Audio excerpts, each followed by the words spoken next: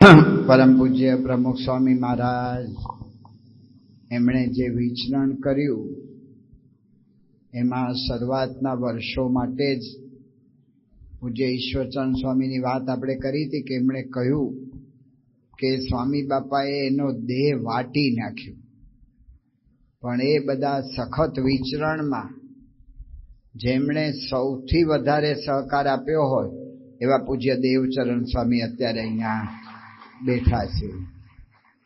એ શરૂઆતના વિચરણમાં તો એટલી મુશ્કેલીઓ હતી, આપણે આમ કલ્પના ના થાય.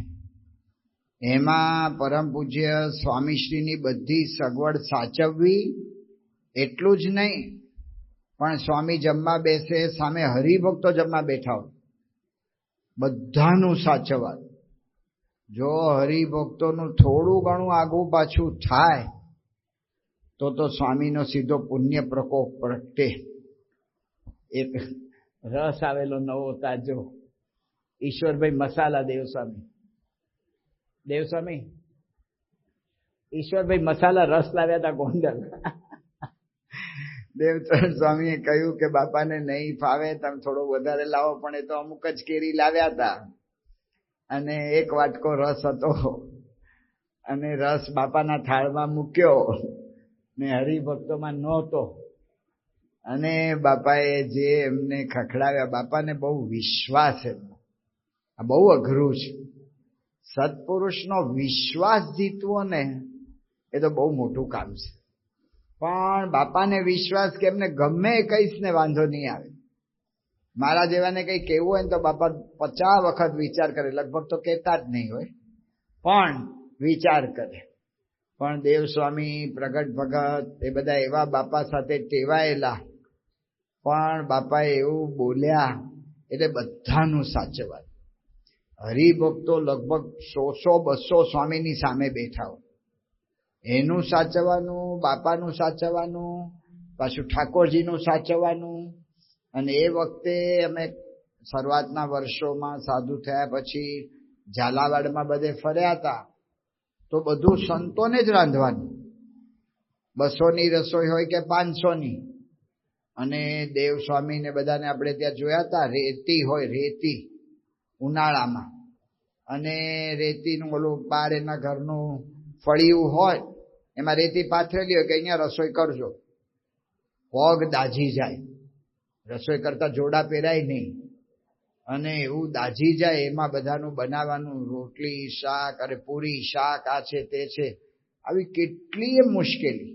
અહીંયા ખેડા જિલ્લાના એક ગામમાં એક હરિભક્તને બધું ભણાવી દીધેલું કે આટલું આટલું બધું તૈયાર કરીને રસોઈ તૈયાર રાખજો. તો બધાએ બાપા કે હાલો આપણે જઈએ વહેલા.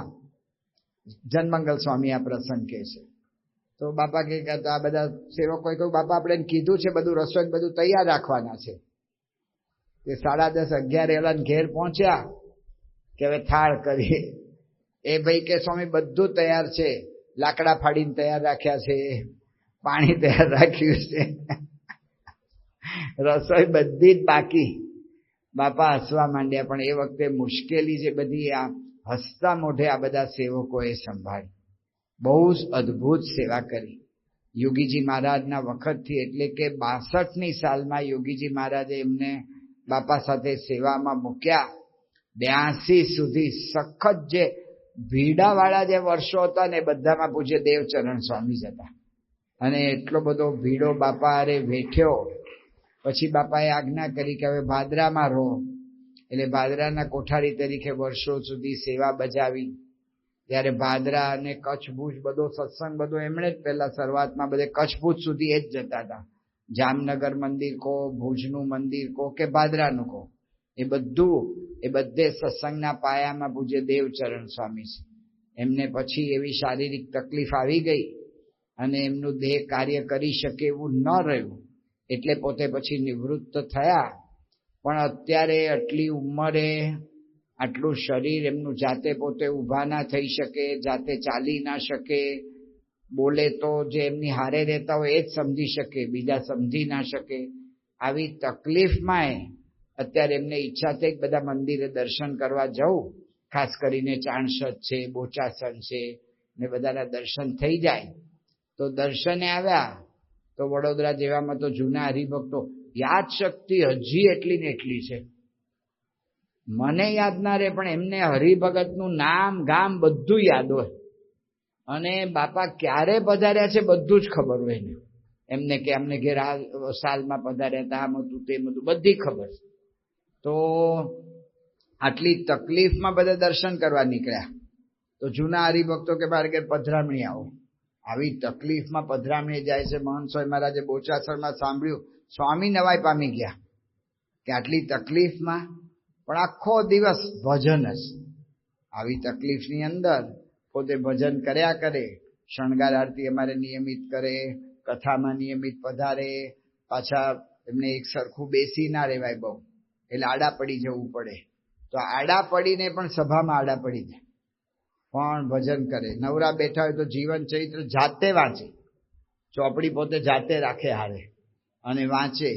એટલે આવા સ્વામીના બહુ જ સેવા કરેલા એવા રાજીપાવાળા સંત એ આપણે અહીંયા પધાર્યા છે. આપણને એના દર્શન થયા એ જ આપણા માટે મોટું ભાગ્ય છે. કારણ કે આ બધા પાયાના બધા કહેવાય, આ બધા પાયાના પુરુષો કહેવાય. તો એવા પુરુષના આપણને એવા સંતના દર્શન આપણને થાય છે એ આપણા માટે મોટું ભાગ્ય છે. આપણે તો બાપા આગળ પ્રાર્થના જ કરવાની કે એમણે જેવી સેવા કરી એવું આપણે કરી શકીએ અને બાપાનો રાજીપો લઈ શકીએ. એવા પૂજ્ય દેવ સ્વામીના દર્શન થાય છે. અહીંયા હું તમારી સામે ભગવા કપડામાં એનાઉન્સમેન્ટ કરું છું. એ રજા માટે પણ દેવ સ્વામીનો મોટો ફાળો છે. ત્યાં એ વખતે કોઠારી સ્વામી હતા એટલે બધા પરિવારને સાચવે અને બધું રજા માટેના બધા પ્રયત્નો ચાલતા. અહીંયા આપણે ઘનશ્યામ મહારાજની મૂર્તિની પાછળ સુવર્ણ રસિત વિશિષ્ટ પાટલીના દર્શન કરીએ છીએ. આર્ક એ ઘનશ્યામ મહારાજની પીછવાઈમાં પાટલી બનાવવામાં જેને આર્થિક અનુદાન આપ્યું છે એવા સુરેશભાઈ રાવજીભાઈ પટેલને વિનંતી કરીએ કે તે ઉપર પધારી ઠાકોરજીનું પૂજ્ય નારાયણ મુનિ સ્વામીનું દેવસ્વામીનું પૂજન કરી અને દેવસ્વામીને હાર પહેરાવશે. ભાવિન આવી જા.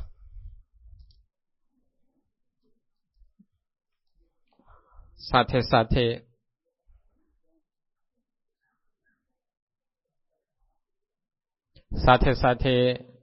બીજી એક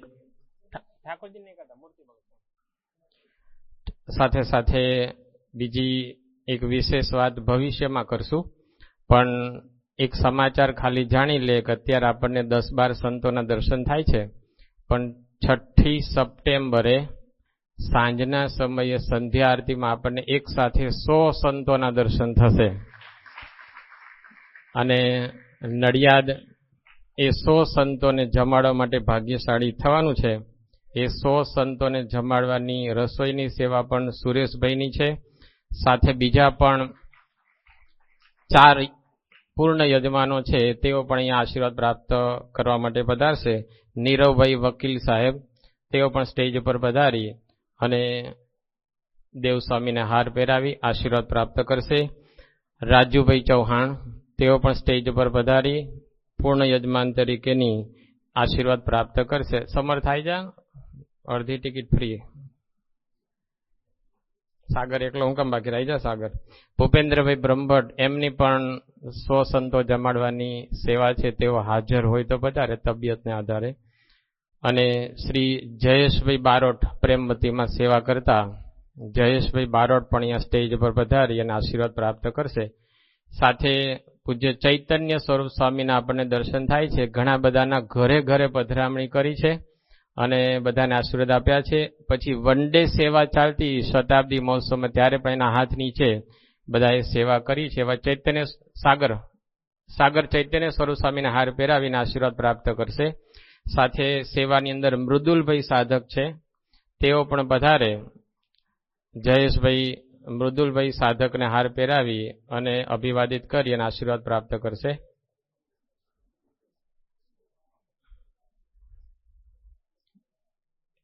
દેવચરણ સ્વામી જેવા સ્વામી બાપાના વિશ્વાસુ અંગત ભીડો ખમનારા સંતના આપણને અહીંયા દર્શન થાય એ આપણા માટે મોટી વાત છે. એ દેવસ્વામીને તકલીફ હોવાના કારણે પૂજ્ય ચૈતન્ય સ્વરૂપ સ્વામી અને મૃદુલભાઈ એમની સેવાની અંદર છે એ ચૈતન્ય સ્વરૂપ સ્વામીએ તો ઘરોઘર પધરામણી કરી છે. દેવ સ્વામીના આપણે આભારી છીએ કે આપણને અહીંયા દર્શન દીધા. હવે પૂજ્ય નારાયણ મુનિ સ્વામીને વિનંતી કરીએ કે અધૂરા કથા પ્રવાહની અંદર આપણને આગળ તરતા મૂકે. પૂજ્ય નારાયણ મુનિ સ્વામી એ કથા પ્રવાહમાં આપણે બધાએ તરી જવાની અંદર આપણો મોબાઈલ આપણને બાધક ન બને એ ખાસ ચેક કરી લો. મોબાઈલ સાયલેન્ટ અથવા તો સ્વિચ ઓફ કરી અને આપણે કથાની અંદર નિમગ્ન થઈએ.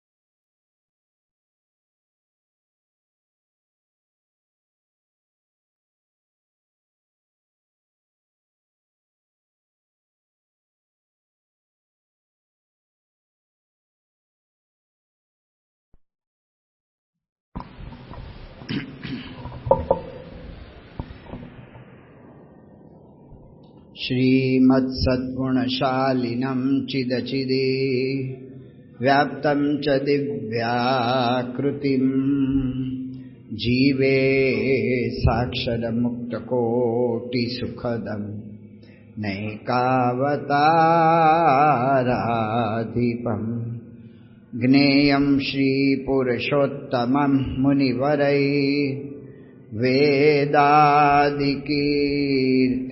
विभुं तं मूलाक्षरयुक्तमेव सहजा नन्दं च वन्दे सदा। श्री स्वामिनारायण भगवाननी जय। अक्षर पुरुषोत्तम महाराजनी जय। गुणातीतानंद स्वामी महाराजनी जय। भगतजी महाराजनी जय। शास्त्री जी महाराजनी जय। योगी जी महाराजनी जय। प्रमुख स्वामी महाराजनी जय। महंत स्वामी महाराजनी जय। सूरत अक्षरधाम महोत्सवनी जय। कार्यकर सुवर्ण महोत्सवनी जय। परिवार में पवित्रता એનો અર્થ પૂજ્ય અક્ષરનયન સ્વામી આપણને સંભળાવ્યો કે પવિત્ર કરવું છે પરિવાર, પણ એની અંદર આવા બધા દૂષણો પેસી જાય છે, તો એના માટે શું કરવું? તો સ્વામીશ્રીએ આપણને ઉપાય સૂચવ્યો છે, એકબીજાને સમજવાની કોશિશ કરે. અત્યાર સુધી આપણે કથામાં સમજ્યા કે એક પોતાને સમજે તો ઘણા પ્રશ્નોનો ઉકેલ આવી જાય. એક બીજાને સમજે, કારણ કે બીજાને સમજવું અગત્યનું છે. ગઈકાલે આપણે જોયું કે આપણું મન પ્રી કન્ડિશન્ડ હોય છે, એટલે આપણે બીજાનો બરાબર સમજવા પ્રયત્ન કરીએ તો જ આપણને ખ્યાલ આવે. મોડર્ન સાયકોલોજી કહે છે કે સમજવા માટે સાંભળવું પડે, તો સાંભળવાનો પ્રયત્ન કરવો પડે, કારણ કે હામાં ના હોય છે, નામાં હા હોય છે. એટલા માટે સાંભળવાનું. જે કંઈ આપણે જ્ઞાન પામીએ છીએ એ જ્ઞાન પામવામાં કાનનો કહેતા કે શ્રવણનો ફાળો 70% હોય છે, પણ સાંભળવાની કોઈ રીત આપણને હજી સુધી શીખવાડવામાં આવતી નથી. લેખન વગેરેનો ફાળો તો 10 થી 20% જ હોય છે, પણ એના માટે આપણને એકડો ગોટાવ્યા કરે, એકડે એક, અને 1 ઇંચ જેટલો જાડો ન થાય ત્યાં સુધી ઓલા શિક્ષક આપણને ગૂંટાવ્યા જ કરે. પણ સૌથી વધુ ફાળો સાંભળવામાં શ્રવણનો છે. એની કોઈ રીત શીખવામાં નથી આવતી. એટલે સાયકોલોજીસ્ટો અને 3 રીત શીખવાડે છે કે કાનથી સાંભળવું. એટલે સાંભળીએ કાનથી જ ને, પણ કે છે કાનથી સાંભળવું એટલે કે કાનથી શબ્દનો ભાવ સાંભળવો. આપણે લગભગ શબ્દ સાંભળીએ છીએ, એ શબ્દનો શબ્દ પ્રમાણે જ કહેતા કે ડિક્શનરી પ્રમાણે, શબ્દકોશ પ્રમાણેનો અર્થ કરીએ છીએ, પણ શબ્દનો ભાવ સાંભળવો પડે. અમારે કાઠિયાવાડમાં માં રાંધતી હોય, ચૂલાની અંદર રોટલા બોટલા કરતી હોય, તે સારા રોટલા કરવા હોય ને તો લાકડા અને છાણાનો ઉપયોગ કરવો પડે. તો ચૂલામાં બધા લાકડા ને છાણા ને બધું નાખ્યું હોય અને એની બધી જ્વાળા, એની બધી બહાર આવતી હોય ઝાડ, ત્યારે એ વખતે માં રાંધતી હોય ને નાનું છોકરું ચૂલા પાસે આવે ને તો એની માં શું બોલે? આઘો મર. હવે જો ડિક્શનરી પ્રમાણે આનો અર્થ કરીએ છીએ, આઘો એટલે દૂર, મર એટલે મરી જા, દૂર જઈને મરી જા. તે ઓલો છોકરું કંઈક મને મારવો જ છે ને તો નજીક આવવા દો ને, હળગીશ તો વહેલો મરીશ. આ ચૂલાની ઝાડબાળ મને અડી જશે તો વહેલો મરીશ. પણ આઘો મર એટલે શું કહેવા માંગે છે કે દૂર જઈને વધુ જીવ. તું નજીક આવીશ ને તું મરી જઈશ, તું દાજીશ. દૂર જા, દૂર જઈને વધુ જીવીશ, તું શાંતિથી જીવીશ. મર શબ્દનો અર્થ જીવ થાય એવી કોઈ ડિક્શનરી કહેશે નહીં. 180 ડિગ્રી અર્થ ફરી ગયો. મર શબ્દનો અર્થ જીવ. એટલા માટે કહે છે કે શબ્દને ના સાંભળો, શબ્દના ભાવને સાંભળવો પડે. શબ્દના ભાવને કે આ શું કહેવા માગે છે. અમે સારંગપુરમાં પહેલા અમારો સંત આશ્રમ હતો, નાનો હતો. તે એક રૂમમાં અમે 4 સંતો બધા ભેગા બેસીને બધું કામકાજ કરીએ, સૂઈ જઈએ, બધું એમાં 10 બાય 12ની રૂમ. હું હોઉં, અક્ષરચરણ સ્વામી હોય, સંતપ્રિય સ્વામી તમારા નડિયાદના કોઠારી થઈ ગયા, ધામમાં જતા રહ્યા, તો સંતપ્રિય સ્વામી હોય, શ્રીજી પ્રકાશ સ્વામી, અમે 4 વ્યક્તિ હોય અને રૂમમાં અમે લોકો ત્યાં આ બધું કરતા હોઈએ કામકાજ.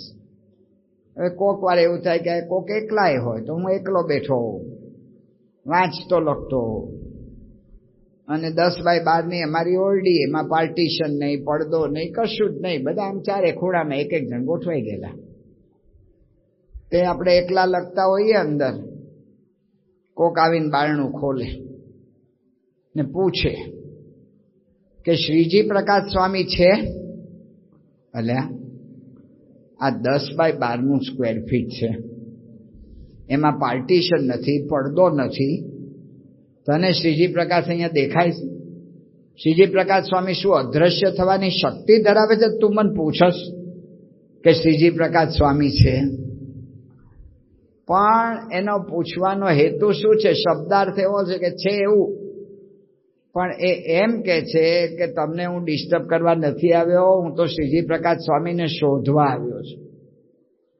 શબ્દને નહીં, શબ્દના ભાવને સાંભળવો પડે. સંત સ્વામી વાત કરતા, 2 ભાઈઓ ઝઘડે, તે એકબીજાને બૂમ પાડે, ઓળખસ?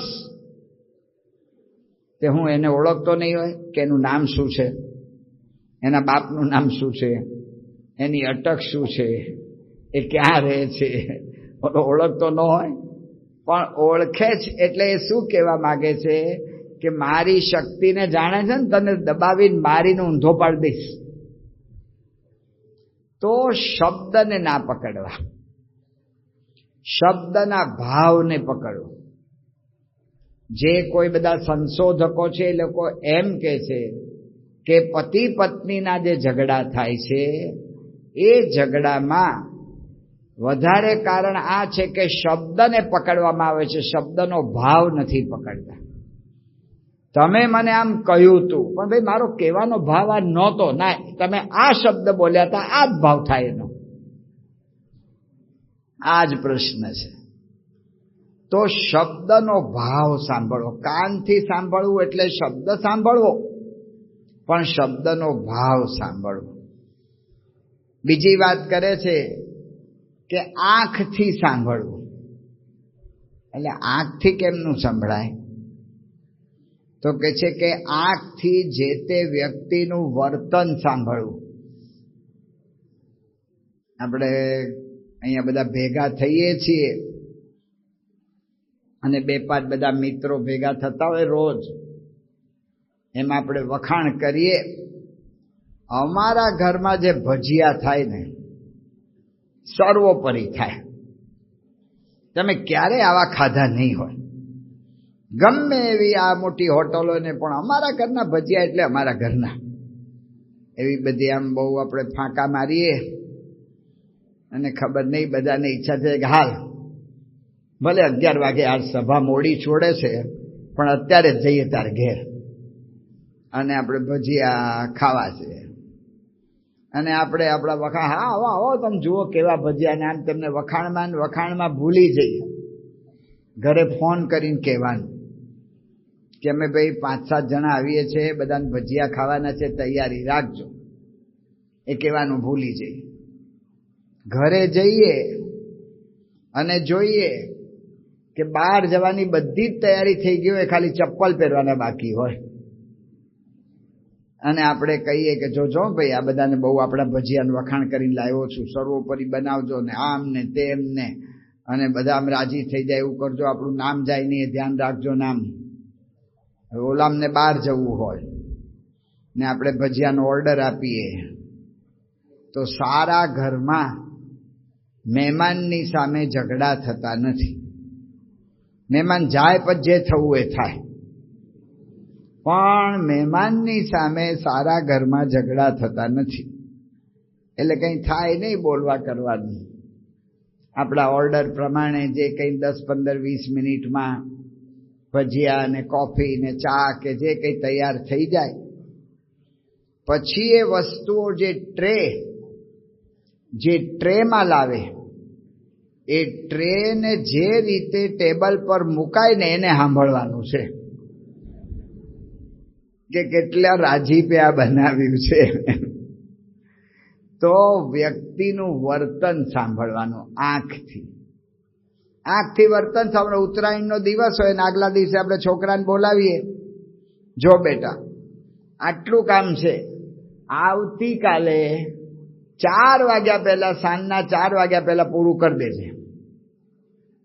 છોકરો હા તો પાડે, પણ એની રૂમનો દરવાજો કઈ રીતે બંધ થાય છે ને એના આધારે કાલ કામ થશે કે નહીં થાય ખબર પડે. કારણ કે ઉત્તરાયણ જેવો દિવસ ને બચારાને કામમાં જોડ્યો હોય, એનું મન કેમનું માને? નાનો છોકરો હોય અને ઘરે આવીને ધપ કરતો સોફા પર બેસી જાય, પરસેવે રેબઝેબ થઈ ગયો હોય, હાંફતો હોય ને હસતો હોય, તો એ શું કહે છે? એ કહે છે કે મને પૂછો, કારણ કે પરસેવે રેબઝેબ થઈ ગયો છે એટલે થાકેલો તો છે જ, પણ પાછો હસે છે. એટલે કહે છે કે મને પૂછો હું ક્રિકેટમાં કેટલા રન કરીને આવ્યો છું. એને આનંદ છે પરસેવે રેબઝેબ થયો તોય. એટલે કે એને એનું વર્તન પરથી આપણે જાણવાની ટેવ પાડવી પડે. આંખથી જે તે વ્યક્તિના વર્તનને સાંભળવાનું છે. આંખથી જે તે વ્યક્તિનું વર્તન, અને હૃદયથી સાંભળવું. હૃદયથી જ કેવી રીતે શું સાંભળવાનું?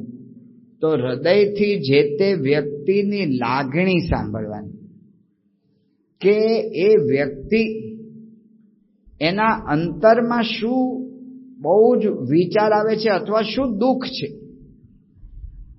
આપણે જતા હોઈએ કામકાજ માટે ને આપણા દાદા આપણને કે બેટા આટલી વસ્તુ મારા માટે લઈ આવીશ, તો એ જે કે છે એની લાચારી સાંભળવાની છે, કે જઈ નથી શકતા બજારમાં, એનું જે દુઃખ છે એ સાંભળવાનું છે. છોકરો બીમાર હોય ને સૂતો હોય, આપણે એની પથારી પાસે જઈને બેસીએ અને પપ્પા કહીને પડખું ફરી જાય તો એને અસહ્ય દુઃખતા થઈ રહ્યું છે, બોલી નથી શકતો, એ સાંભળવાનું છે. તો હૃદયથી લાગણી સાંભળવી. આજે આપણે શ્રવણને યાદ કરીએ છીએ. શ્રવણ વર્ષો પહેલા થઈ ગયા. આપણી ગણતરી પ્રમાણે તો 21 લાખ વર્ષ, પણ મોડર્ન બધા હિસ્ટોરિયન્સ ને બધા ઇતિહાસકારો ને બધા નથી માનતા એટલો બધો સમય. એ લોકો કે છે 15,000. હાલો ને ભાઈ 15,000 વર્ષ. તો 15,000 વર્ષ પહેલાની વાત આપણે કહીએ તો 15,000 વર્ષ પહેલા, પણ 15,000 વર્ષથી રોજ આપણે શ્રવણને અત્યારે કાયમ યાદ કર્યા કરીએ છીએ. એવી શું વિશેષતા હતી?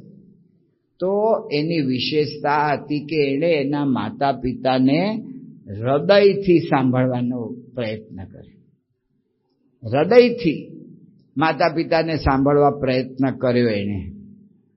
એના માતા પિતા આંધળા હતા ને એણે કહ્યું કે બેટા અમારે જાત્રાએ જવું છે તો તું લઈ જા. જો આવું આંધળા મા બાપ મને કહે ને તો હું પહેલી વાત એને કરું, તો અમને જાત્રામાં લઈ જઈએ કે ઘરમાં રાખીએ, તમને શું ફેર પડવાનો છે? તમને કાંઈ દર્શન થવાના છે? કૈલાસ પર્વત લઈ જાઓ તો હિમાલય દેખાવાનો છે? કન્યાકુમારી લઈ જાઓ તો તમને દરિયાને કઈ દર્શન થવાના? મૂકોન માથાકૂટ. તમે હેરાન થાવ ને અમને હેરાન કરવા માંગો છો. કાંઈ જાત્રા કરવાની તમારી જરૂર જ નથી, તમને કઈ દેખાતું જ નથી, અંધારું જ દેખાવાનું છે, તો માથાકૂટ મૂકી દો. આ જે વિચાર છે સાચો, પણ બુદ્ધિમાંથી આવેલો, તર્કમાંથી આવેલો વિચાર છે, હૃદયમાંથી નથી. માતા પિતા કે પણ અમારે તો ગોદાવરીના ને ગંગાના ને નર્મદાના ને યમુનાના ને બધા જળથી નાહવું છે, એટલે અમારે તીર્થયાત્રા કરવી છે. તમારે ગંગાના જળથી નાહવું જ છે ને, તો નાની નાની લોટીઓ મળે છે ગંગા જળ યમુના જળ, એ ઘરે લઈ આવીશ, તમે નાહવાના હો ત્યારે તમારી ડોલમાં પાણી નાખી દઈશ, એટલે બધું ગંગાનું થઈ જાય. નહીં લેજો અહીંયા, ખોટું હેરાન કરવાની વાત ના કરો. આ જે વિચારો થાય છે બુદ્ધિથી થાય છે, તર્કથી થાય છે. શ્રવણને ખબર હતી કે આને કંઈ નથી દેખાવાનું, તેમ છતાં પણ શ્રવણે વિચાર કર્યો કે માતા પિતાને અંધાપાનું દુઃખ છે, અને એમાં હું એમ કહીશ કે તમને કંઈ દેખાવાનું નથી એટલે તમને નથી લઈ જવાનું, તો દુઃખ વધશે. ભલે એમને દર્શન નહીં થાય, ભલે એમને વિશેષ કોઈ લાભ નહીં થાય, પણ સંતોષ થશે ને, એ મુખ્ય છે. ભગવાન રામચંદ્રજીએ રામાયણમાં કહ્યું, તનય માતુ પિતુ તોષ નિહારા, દુર્લભ જનની સકલ સંસારા. માતા પિતાને સંતોષ આપે એવો પુત્ર આ દુનિયામાં દુર્લભ છે. શ્રવણે એના માતા પિતાને સંતોષ, એના હૃદયને આનંદ કરવાનો વિચાર કર્યો, એની લાગણી સમજવાનો પ્રયત્ન કર્યો. એટલા માટે આજે પણ આપણે શ્રવણને યાદ કરીએ છીએ. એટલા માટે બધા કહે છે કે બીજું બધું ભૂલો ભલે, મા બાપને ભૂલશો નહીં, અગણિત છે ઉપકાર એના, એ કદી વિસરશો નહીં. જ્યારે વડીલોને સાંભળવાના છે ત્યારે હૃદયથી સાંભળવા પડે. એના અગણિત ઉપકાર છે મારા પર. હવે મારી પાસે જે માંગણી મૂકે છે એ ભલે મારી બુદ્ધિમાં બેસે એવી નથી, તેમ છતાં પણ એને પ્રસન્ન કરવા એ મારી ફરજ છે. કારણ કે જેમ જેમ દિવસો જાય આપણને ખબર નથી રહેતી, યાદ નથી રહેતું કે કોના કેટલા ઉપકાર છે. માતા પિતાએ કેટલું એના સંતાનો માટે કરે છે એનો ખ્યાલ નથી રહેતો. આપણે એક બે પ્રસંગો દ્વારા જોઈશું. બહુ વર્ષો પહેલાની વાત છે. અમદાવાદમાં બહુ દૂરના પરામાં એક દીપડો આવી ગયો. આબુના જંગલમાંથી ફરતો ફરતો કઈ વસ્તીમાં ઘૂસી ગયો હશે ને આ દિશા પકડાઈ ગઈ હશે તો અમદાવાદ સુધી પહોંચી ગયો.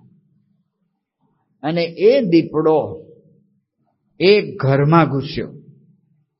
એ ઘરમાં ઘૂસ્યો અને ઘરની અંદર પારણાની અંદર એક નાનકડું બાળક સૂતું હતું.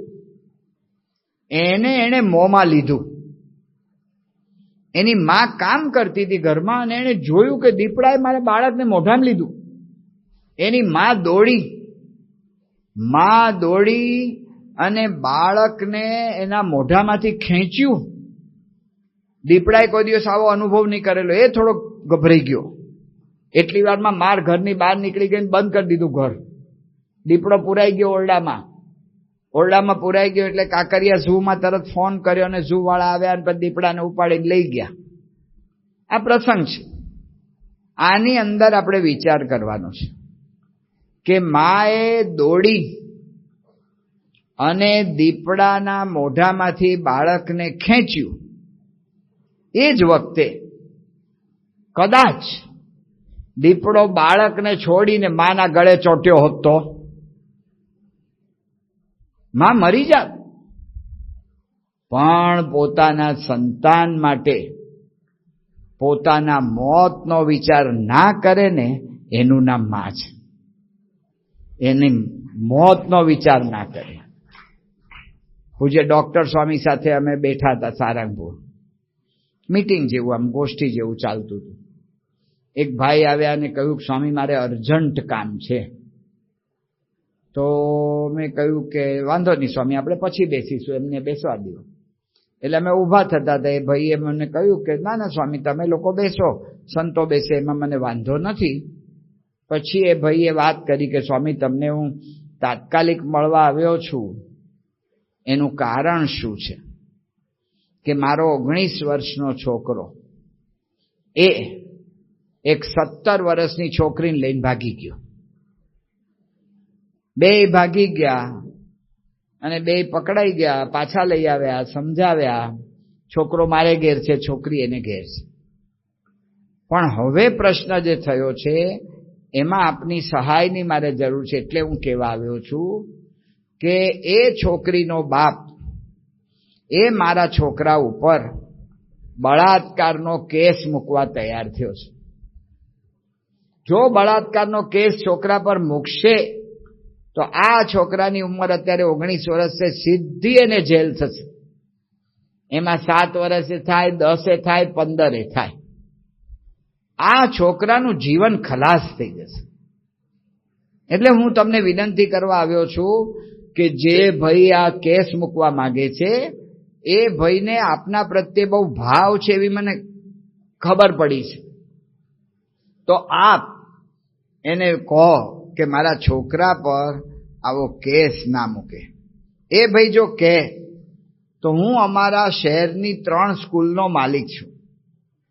મારી 4 થી 6 જેટલી દુકાનો છે. એ બધું હું છોડીને બીજા શહેરમાં રહેવા જતો રહીશ. પણ મારા છોકરાને તમે ગમે એમ કરીને બચાવી લો. જો આ વિચાર કરીએ ને તો ખબર પડે કે છોકરો નાલાયક છે. આ ધંધા કરવા ભણવા જાય છે, તે જે તેને લઈને ભાગવાનું, આવા ધંધા કરવાના. આવો માણસ છે. છોકરામાં જરાય શુભ સંસ્કારો નથી, એનું આચરણ જરાય સારું નથી. લોકમાં એના મા બાપની લાજ લે એવું આચરણ છે. તેમ છતાંય એવા છોકરાને બચાવવા માટે અને એની જિંદગીને સુખી કરવા માટે પ્રયત્ન કરે ને એનું નામ બાપ છે. દરેક ઘરમાં કાંઈ દીપડા નથી આવતા, પણ દરેક મા બાપની આ જ લાગણી હોય છે કે મારા દીકરા દીકરી કેવી રીતે સુખી થાય. એના અગણિત છે ઉપકાર. એના જો એના ઉપકારનો ખાલી વિચાર કરીએ કે આપણે નાના હોઈએ ને એ રમતા રમતા અગાસીએ ચડી ગયા હોઈએ ને આઘાપાત થતા હોઈએ ને કુદાકૂદ કરતા હોઈએ, ત્યારે ઘરમાં કામ કરતી માં ઘરના કામ સાથે આપણું સતત ધ્યાન રાખતી હોય. એ વખતે જો અગાસી પરથી આપણને નીચે ન ખેંચ્યા હોત તો ક્યારના પડીને મરી ગયા હોત. રસ્તા પર ચાલતા જઈએ ને કૂદવા માંડીએ ને આમ તેમ કરીને જો બાપે હાથ ન પકડી રાખ્યો હોત તો એક્સિડન્ટમાં મરી ગયા હોત. આવા તો અગણિત ઉપકાર. ને એના કરતા મોટામાં મોટું અત્યારના જમાના પ્રમાણે વિચાર કરીએ તો બાળક ગર્ભમાં હોય ત્યારે ભલે ગેરકાયદેસર છે, તેમ છતાંય ગર્ભ પરીક્ષણ થઈ શકે છે ને થાય છે. હવે આધુનિક સાધનો આવી ગયા છે ને એ વખતે માતા પિતાએ નિર્ણય લઈ લીધો હોય કે આ ગર્ભને આપણે રહેવા દેવો નથી, અને જો ગર્ભપાત થઈ ગયો હોત તો અત્યારે આપણું અસ્તિત્વ જ ના હોય. અગણિત છે ઉપકાર એના, એ કદી વિસરશો નહીં. એટલા માટે એના ઉપકાર ક્યારેય ભૂલવા ના જોઈએ.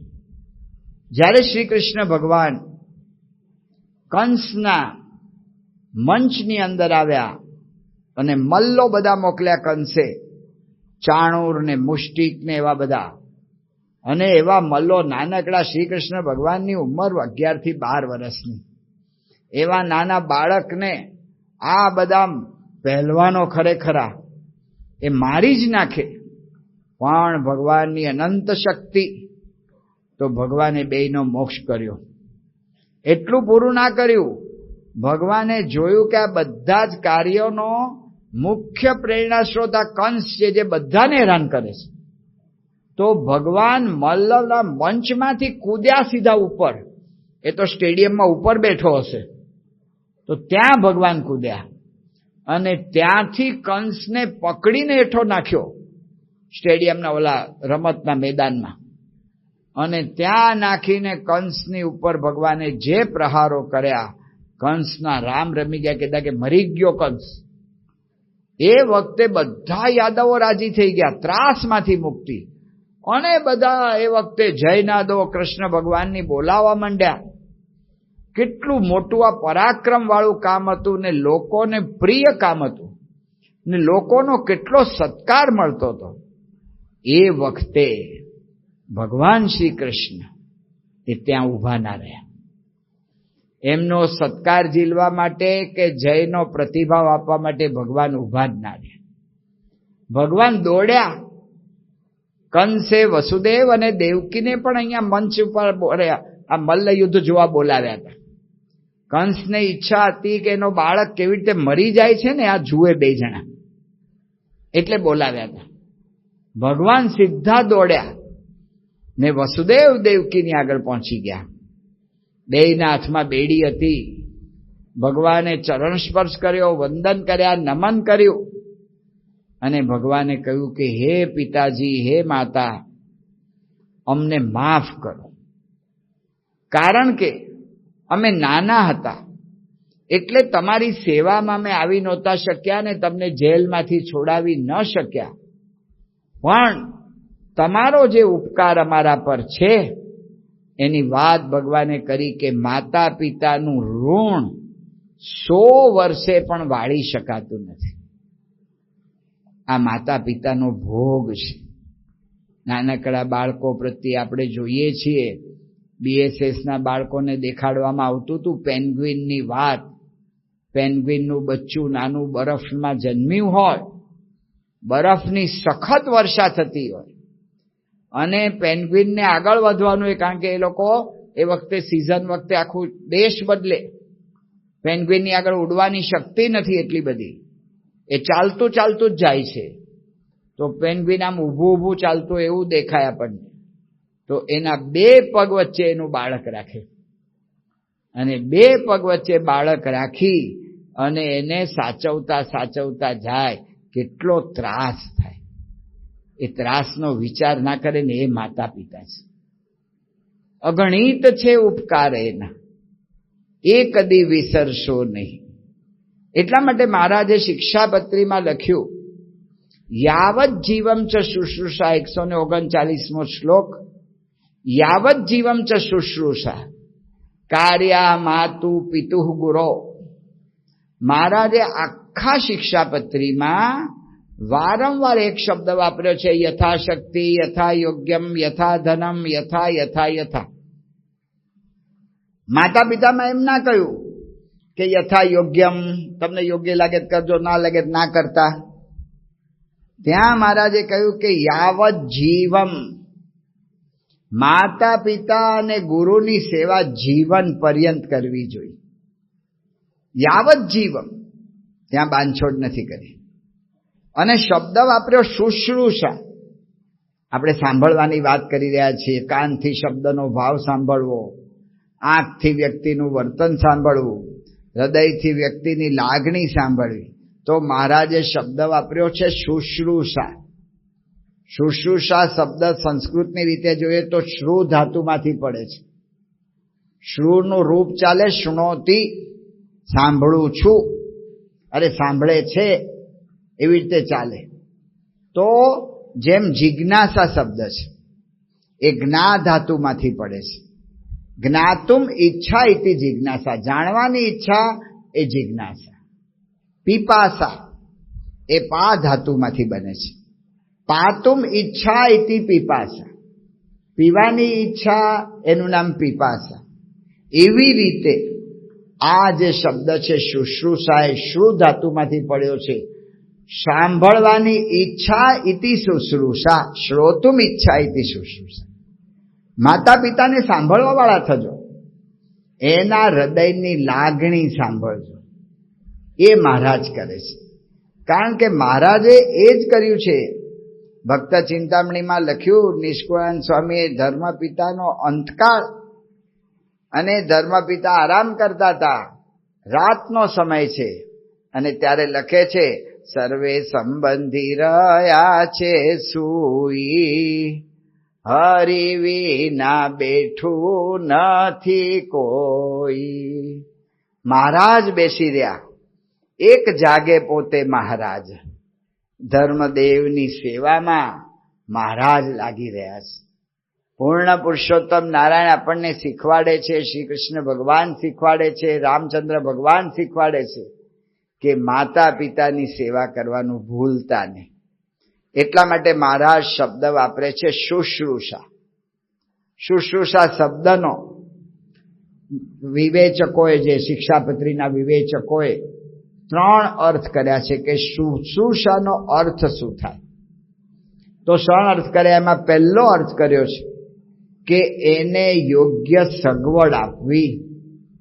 અવસ્થા થઈ જાય માણસ એટલે નાની મોટી સગવડની જરૂર પડે. અમારે કાઠિયાવાડમાં ઘરડા થઈ જાય એ ભાભા કહેવાય. તો એ ભાભા બચારા પૂછ્યા જ કરતા હોય, પોસું છે, એટલે કે હવે દાંત નથી રહ્યા તો કાંઈ પોચું ખાવાનું છે. એને સગવડની જરૂર પડે છે, તો એને યોગ્ય સગવડ આપવી. બીજી વાત કરે છે કે અવસ્થાની આ જરૂરિયાત છે, એને સન્માન આપવું. દરેક અવસ્થામાં આપણી અંદરની લાગણીઓ બદલાય છે. બાળક અવસ્થા હોય ત્યારે જિજ્ઞાસા પ્રધાન હોય. એટલે જોજો, કોઈ પણ નાનું બાળક તમે તેડો ને, તે ખિસ્સામાંથી પેન કાઢશે, ડાયરી કાઢશે, મોબાઈલ કાઢશે, એને જિજ્ઞાસા પ્રધાન હોય. ઘણી વાર રમકડું આપ્યું હોય તો રમકડાને આખું તોડી નાખે કે કેમ એ ડોલે છે, એને જિજ્ઞાસા પ્રધાન હોય. એટલે બાળક અવસ્થામાં જિજ્ઞાસા પ્રધાન હોય. એમ યુવા અવસ્થામાં કાંઈક કરી બતાવવું છે ને, એવી આમ એના અંદરમાં એવો પોતાનો, એવી રીતે અહમ, પોતાનો પ્રભાવ પાડવો, એ ભાવના એને દ્રઢ હોય. એટલે અમારે હરિપ્રકાશ બાપલા કહેતા 30 તીખો, 30 વર્ષનો થાય ને ત્યાં સુધી તીખો તમતમતો હોય, એને બોલાવાય નહીં, એને ફર કહેવાય નહીં, એને રોકાય નહીં કોઈ કામમાં. પણ 40 ચોખ્ખો, 40 વર્ષનો થાય ને ટાઢો પડી જાય, પરણી જાય, 1-2 છોકરા થઈ જાય, પછી એને ખબર પડે કે આ વ્યવહારમાં બધું આવું જ હોય, આમાં કાંઈ બહુ કંઈ કરી શકે એવું છે નહીં, એટલે જવા દેવું. 40 શાંત થઈ જાય, 40 ચોખ્ખો. તો યુવાન અવસ્થામાં કાંઈક કરી બતાવવું છે એવી ભાવના હોય તો એની અવસ્થા પ્રમાણે આપણે જાણવું પડે. એમ વૃદ્ધાવસ્થા, એની અંદર એને સન્માનની ઈચ્છા થઈ જાય. એટલે જોજો, 60 વર્ષના થાય ને ત્યાં સુધી બધાને આપણે પૂછીએ ને, ધારો કે 58 થયા હોય કે કેટલા, કે બસ હવે 60 ની નજીક જ છું એવું કે. એટલે કે ઉંમર છે ને આમ વધારવાનો પ્રયત્ન કરે. જેમ જેમ ઉંમર વધતી જાય ને અવસ્થામાં, એમ એને વધારે સન્માન મળી અપેક્ષા, એટલે વધારતા જ જતા હોય. ઘણા કે હું 100 વર્ષનો, એક કે હું 125 વર્ષનો થઈ ગયો છું. એક ભાઈએ તો એવી વાત કરી હતી કે રામ ભગવાન, સીતાજી અને લક્ષ્મણ એ જંગલમાં જતા હતા, ત્યારે અમારા ગામને પાદરેથી પસાર થયા ને હું ઊભો હતો ત્યાં સુધી એને અવસ્થા વધારી દે. તો માનની અપેક્ષા છે કે હું વધારે ઉંમર કહીશ એટલે મને માન મળશે. એટલે જોજો, ઘરડા થાય ને પછી સાહજિક એના જે કાર્યો કર્યા હોય ને એને એ રિપીટ કર્યા કરતા હોય. મેં આમ કર્યું હતું, મેં આમ કર્યું હતું, મેં આમ કર્યું હતું. એના કાર્યોનું વારંવાર સ્મરણ કરતા હોય અને બીજાને કે કરતા હોય. સંતોષ લેવાનો પ્રયત્ન કરે છે પોતાનો સન્માનમાંથી. તો આ અવસ્થાની જરૂરિયાત છે. જેમ પોસું ખાવાની એની અવસ્થાની જરૂરિયાત છે, એમ આ એની માનસિક જરૂરિયાત છે. એટલે પૂજ્ય ડોક્ટર સ્વામી, પરમ પૂજ્ય પ્રમુખ સ્વામી મહારાજ, એમણે આપણને આજ્ઞા કરી હતી કે મા બાપને પગે લાગો, ચરણ સ્પર્શ કરીને પગે લાગો. એમાં કાંઈ ગભરાવા જેવું નથી. આ આજ્ઞા એટલા માટે છે કે એમને રાજી કરવાના છે, એના ઉપકારનો બદલો વાળવાનો છે. એટલે ચરણ સ્પર્શ કરીને વંદન. એટલે સ્વામી બાપા કેટલો આગ્રહ ને કેવા સંસ્કારો નાખે. આબુમાં ગયા હતા, આપણું ત્યાં છાત્રાલય ચાલે છે ગુરુકુળ, નાના કેજીના બાળકોથી લઈને ઠેઠ 12મા ધોરણ સુધી ભણાવે છે. તે એના બધાના રૂમ ને બધું જોયું, પછી આમ બાથરૂમ બાજુથી પસાર થતા હતા. તે બાથરૂમમાં જોયું, તે મારા વાળા અવડા ટબ, 5 થી 8 જેટલા ટબ, અવડા ઊંચા, લગભગ 10 ઇંચ કે 8 ઇંચ જેટલા, પણ અવડા મોટા ટબ. એટલે અહીંયા નાવામાં કોકને નાહવું હોય તો કઈ બાલદી આપો કે સારા નાના ટબ આપો તો આમ સારી રીતે નવાય. એ કે સ્વામી આ નાવાની વ્યવસ્થા જે છે ને એ કેજીના બાળકો માટે છે, અમે બહેનો રાખી છે. એટલે એ છોકરા બધા નાવા આવે ને તો ટબમાં પાણી ભરી રાખ્યું હોય, એટલે એક ટબમાં 2 કે 4 છોકરાને બેહાડ દે. એ છપછપિયા કરતા જાય ને એકબીજા પર ઉડાડતા જાય ને ભીના એમાં થઈ જાય. પછી એક ને બહાર કાઢીને સાબુ લગાડે, પાછા બીજા ટબ તૈયાર હોય એની અંદર બેહાડ દે. એટલે એની મેળે લોકો એકબીજાનું બધું નાતા બધું નાઈ લે. આવા નાના છોકરા, હાવ નાદાન.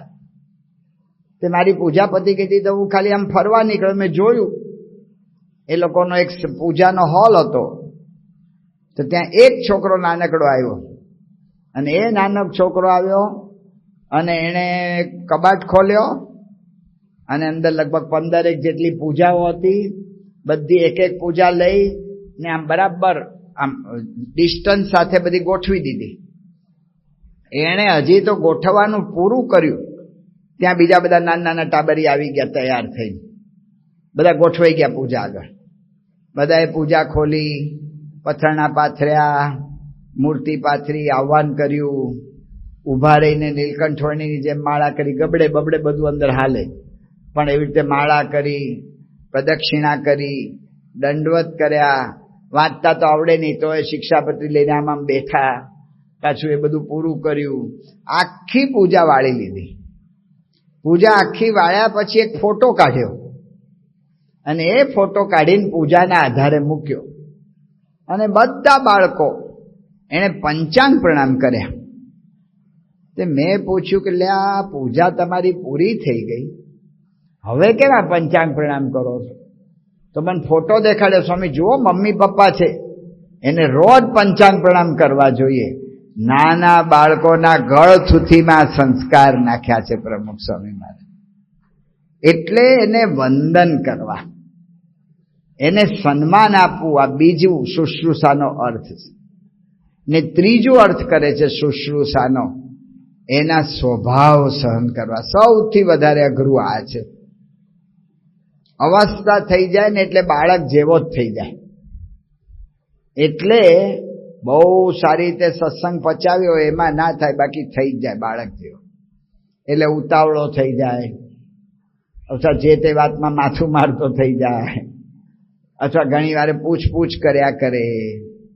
અને આ બધા સ્વભાવ સહન કરવા એ બહુ અઘરું પડે છે.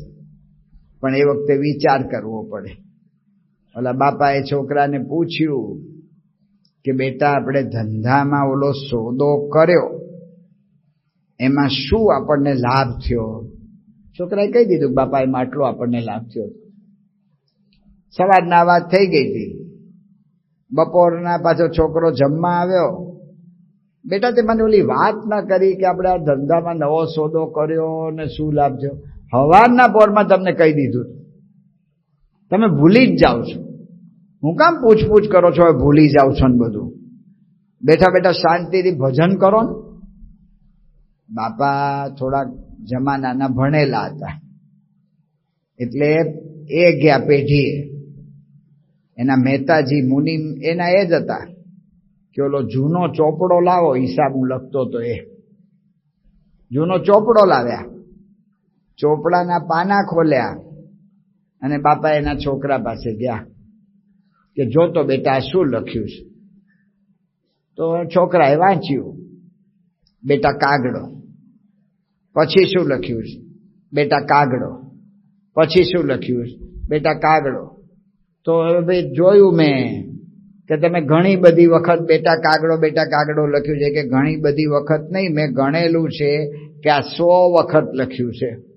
એ શું છે કે તું જ્યારે નાનો હતો મારા ખોળામાં આ જગ્યાએ બેઠો હતો અને તે મને પૂછ્યું કે બાપા આ શું છે? ઓલો કાગડો બેઠો તો ઝાડ પર, તો મેં એને કહ્યું બેટા કાગડો. એમ મેં તને જેટલી વખત કહ્યું ને એ મેં આ લખ્યું છે. આટલી વખત મેં તારું બેટા કાગડો તને સમજાવ્યો છે ને તને 2 વાર પૂછ્યું, એમાં તારું મગજ ચડી જાય છે? અગણિત છે ઉપકાર એના. એનો સ્વભાવ સહન કરવો પડે.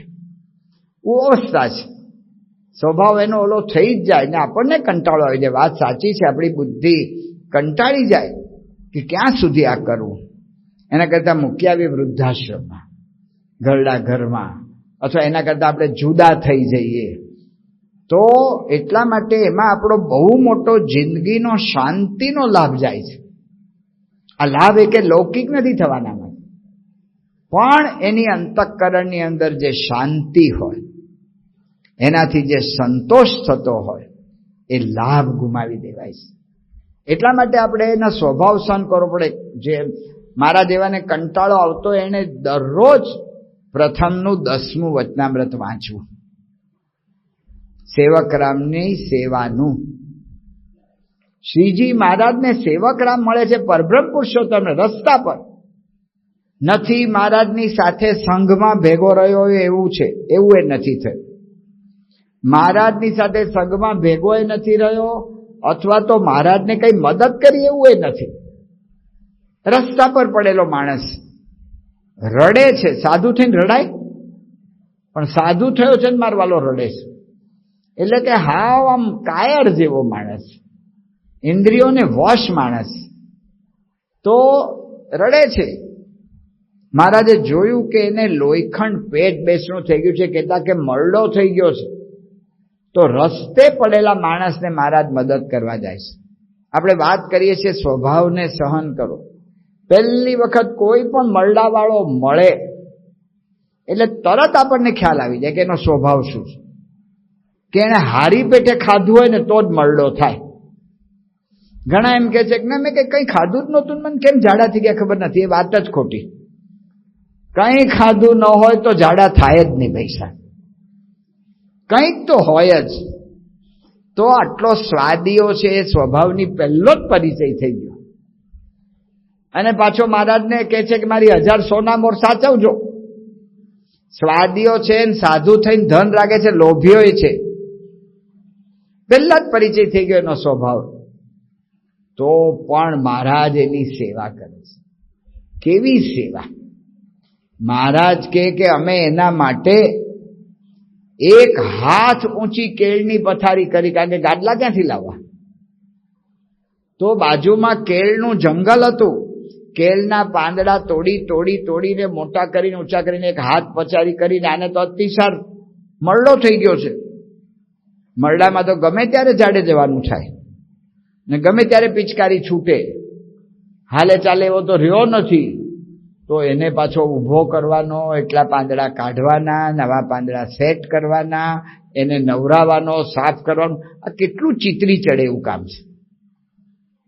પણ એનો સ્વભાવ જોયા પછી મહારાજ આ સેવા કરે છે. એના સ્વભાવને તો જાણતા જ હતા. એનો સ્વભાવ કેવો હતો તો મહારાજે લખ્યું કે અમને માટે અમને પૈસા આપે, એનાથી અમે વસ્તીમાંથી લોટ ઘી વગેરે લઈ આવીએ ને એના માટે રસોઈ બનાવી, ખાઈ જાય મારો હાલો. કોઈ દાડો કહે નહીં કે તમે તમારી રસોઈ બનાવી, પૂછે નહીં. મહારાજ કે અમને ઘણી વખત ખાવા માટે અમે વસ્તીમાં ભિક્ષા માંગવા જઈએ અને એમાંથી જે મળે એ ખાઈએ. અને એ વખતે કે છે કે મહારાજ કે ઘણી વખત નહોતું મળતું તો અમે ઉપવાસ પણ કરતા.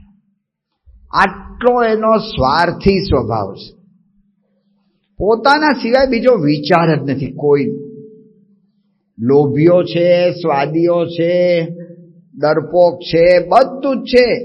અને એની અંદર પાછો આટલો સ્વાર્થી આપણું જરાય ના રાખતો હોય તો થાય મુખ પડતો મારા વાલા.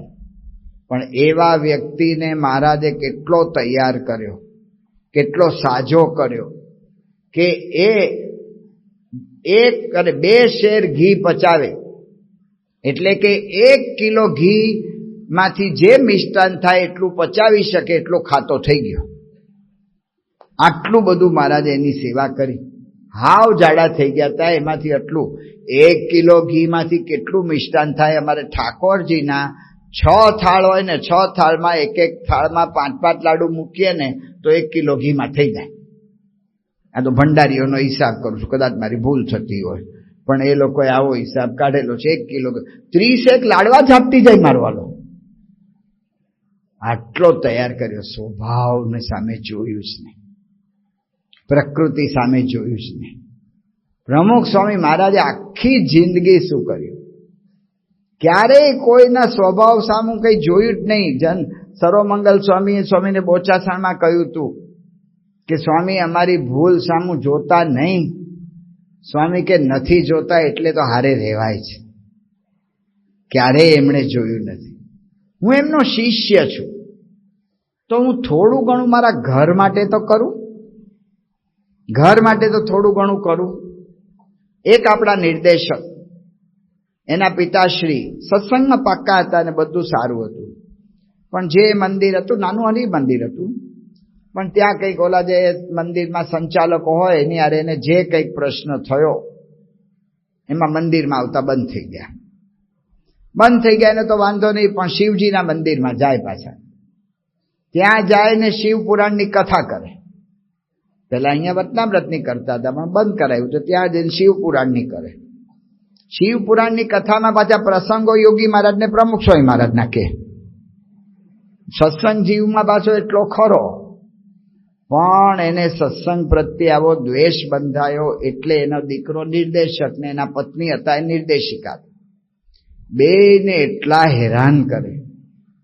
ઓલા લોકોને સભામાં જવાનો ટાઈમ આવે, નિર્દેશિકા બેન હોય એટલે એને લગભગ બપોરે જવાનું હોય છે. આ બધી સભાઓ મહિલાઓની બપોરમાં થતી હોય છે. તો બપોરે જવાનું થાય એ જ વખતે કંઈક કાઢે કે મારે આ ખાવું છે, મારું આમ વ્યવસ્થા કર દો, આમ કર દો. એટલે ઓલા બિચારા જઈ જ ના શકે. રાતના એનો દીકરો જતો હોય એ વખતે મારે પગ દબાવી આપ કે મારું આમ કર ને મને તેમ કર ને, એટલે ઓલા બિચારા જઈ ના શકે. તો પણ ચલાવતા હતા.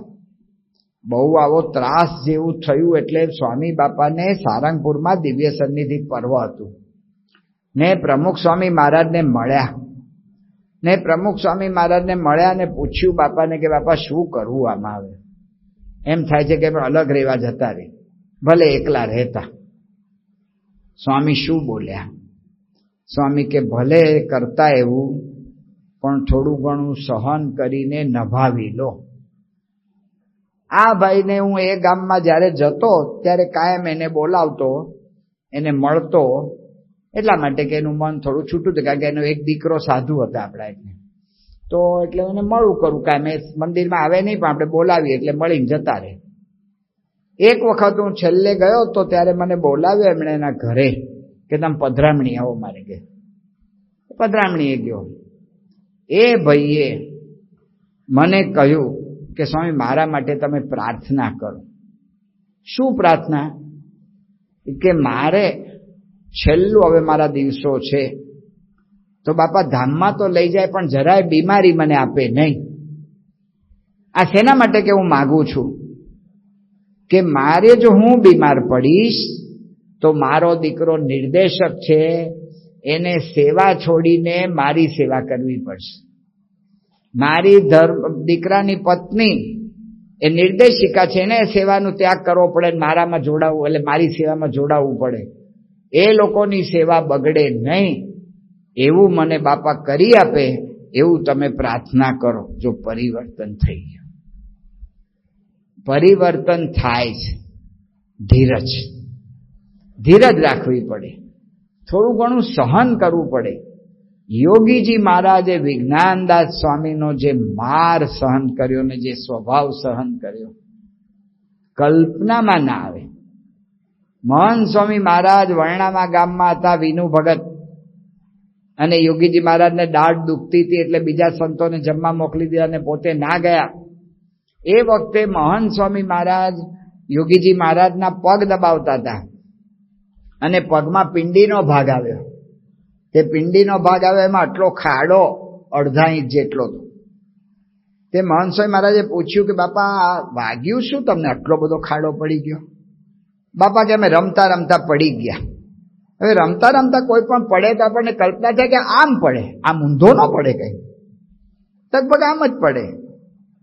પછી વારંવાર પૂછ્યું તો બાપાએ વાત કરી વિજ્ઞાનદાસ સ્વામીએ કેટલું મારેલા એમ કે અમે રાજકોટમાં હતા અને રાજકોટમાં એ જગ્યા તો આપણે હવે કાઢી નાખી, કડિયા શેરીમાં જગ્યા હતી એ મંદિર, તો ત્યાં અમે ઉપર રસોઈ કરતા હતા. વિજ્ઞાન સ્વામી ઉપર આવ્યા ને કે જોગી વાતો બોલો. ગમે ત્યારે એને આવું ઉમંગ આવી જાય, એટલે રાંધું છું, રાંધવામાં અત્યારે વાતો બોલવાની, પછી બોલશું સભામાં, અત્યારે જ બોલ.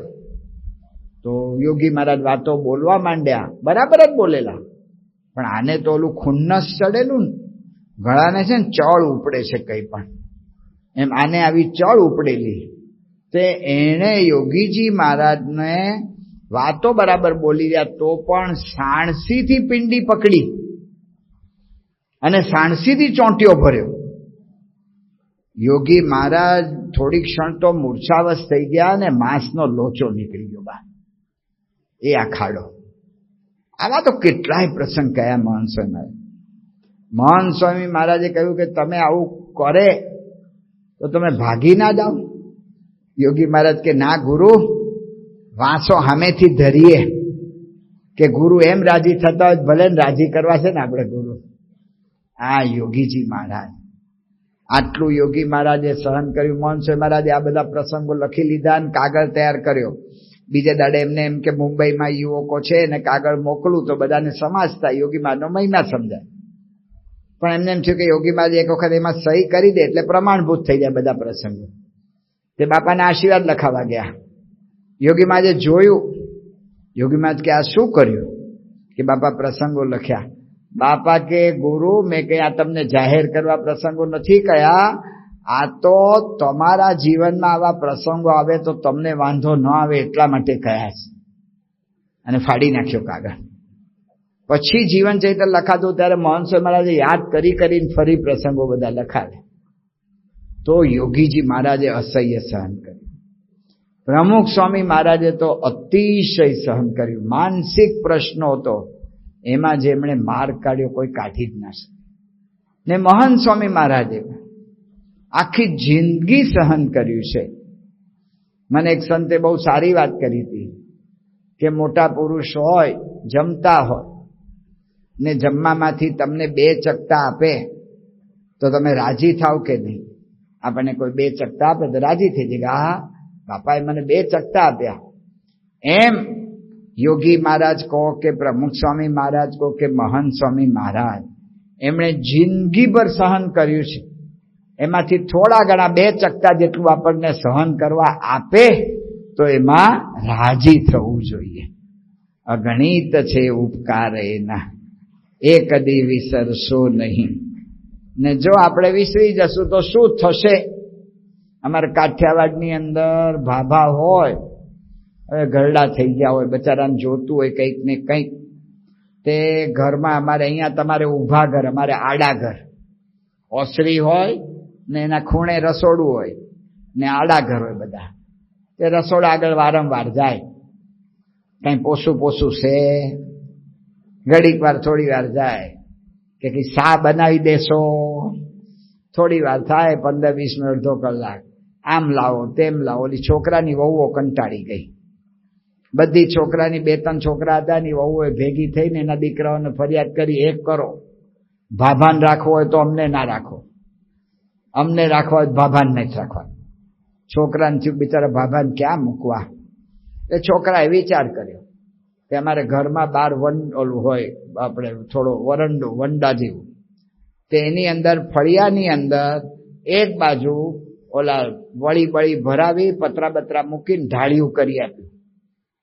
બાબાનો ખાટલો અને ઓશીકુન બધું તૈયાર કરીને મૂક્યું. બાબાને કહ્યું તમારે અહીં બેહી રહેવાનું. આ માટલી મૂકી દીધી પાણી માટે. પણ મારે કંઈ જોઈતું હોય તો, પણ તમારે ત્યાં નહીં જવાનું, આ બધા કંટાળે છે તમારાથી, પણ મારે જોઈતું હોય તો શું કરવું? કે જો આ ઘંટ બાંધ્યો છે, તમારે ઘંટ વગાડો, જ્યારે જોઈતું હોય ત્યારે ઘંટ વગાડો, એટલે તમને કોઈ પણ આવીને કંઈ પણ આપી જશે, પણ તમે ત્યાં માથું પકવવા જતા નહીં રસોડા. સારું. હવે બાબાને કંઈક જુએ એટલે ઘંટ વગાડે. ઓલી વહુઓને જવાની શ્રદ્ધા જ નહોતી, એટલે નાના છોકરા બધા રમતા હોય ઘરના, જોતો બેટા દાદાને શું જોઈએ છે પૂછ્યા. હવે 15 મિનિટ થાય, અડધો કલાક થાય, 20 મિનિટ થાય, બાબા ઘંટ વગાડે. છોકરા મારા વાલાને થયું કે ખરેખર દાવ લેવાનો વખત આવે ત્યારે જ ભાભો ઘંટ વગાડે છે, તે ભાભાનું કંઈક અરખું કરવું પડે આપણે. એ છોકરા બધા તૈયાર થઈ ગયા, હોશિયારો છોકરા. તે 5-10 છોકરા બધા ભેગા થઈ ગયા, અને ભેગા થઈ અને ટેબલ પર ખુરશી એવું કંઈક મૂકી અને ઓલા ભાભાને વાતચીતમાં આમ રાખ્યા 2-5 જણાએ, ને 2 જણાએ ઉપરથી ઘંટ ઉતારી લીધો. હવે મૂકવો ક્યાં? કે ભાભો પાછો જોઈ જશે, પાછો બાંધશે. એટલે એ લોકોએ વિચાર કર્યો કબાટમાં મૂકી દે, તિજોરીમાં.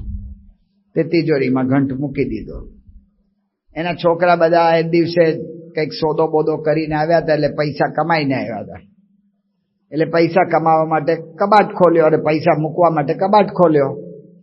કબાટમાં ઘંટ જોયો. એટલે અહીંયા કોણે આ ઘંટ મૂક્યો? છોકરા કે મેં. કેમ અહીં મૂક્યો છે? કે તમે ઘરડા થશો ત્યાં નહીં જોઈએ, એટલા માટે અત્યારથી આ તૈયારી કરીએ છીએ. જેવું આપણે કરશું ને એવું જ આપણને મળશે. એટલે મા બાપને ભૂલશો ને, એને કાયમ આપણે લાગણીથી સાંભળવા પડે. તો આ મોડર્ન સાયકોલોજી આપણને કહે છે કે આ રીતે સાંભળશો તો સમજી શકશો.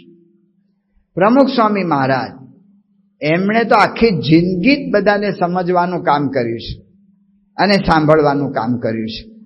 આપણે જોઈતો જ આપણને અનુભવ છે, જ્યારે જ્યારે કોઈ પણ હરિભગત વ્યક્તિગત દર્શનમાં સ્વામીને મળવા આવે, તો જો સ્વામીના દર્શન આપણે કરીએ તો આપણને ખ્યાલ, સ્વામી થોડા નીચા નમી જાય, કાન આપે જે તે વ્યક્તિને, એને સાંભળે એની વાત.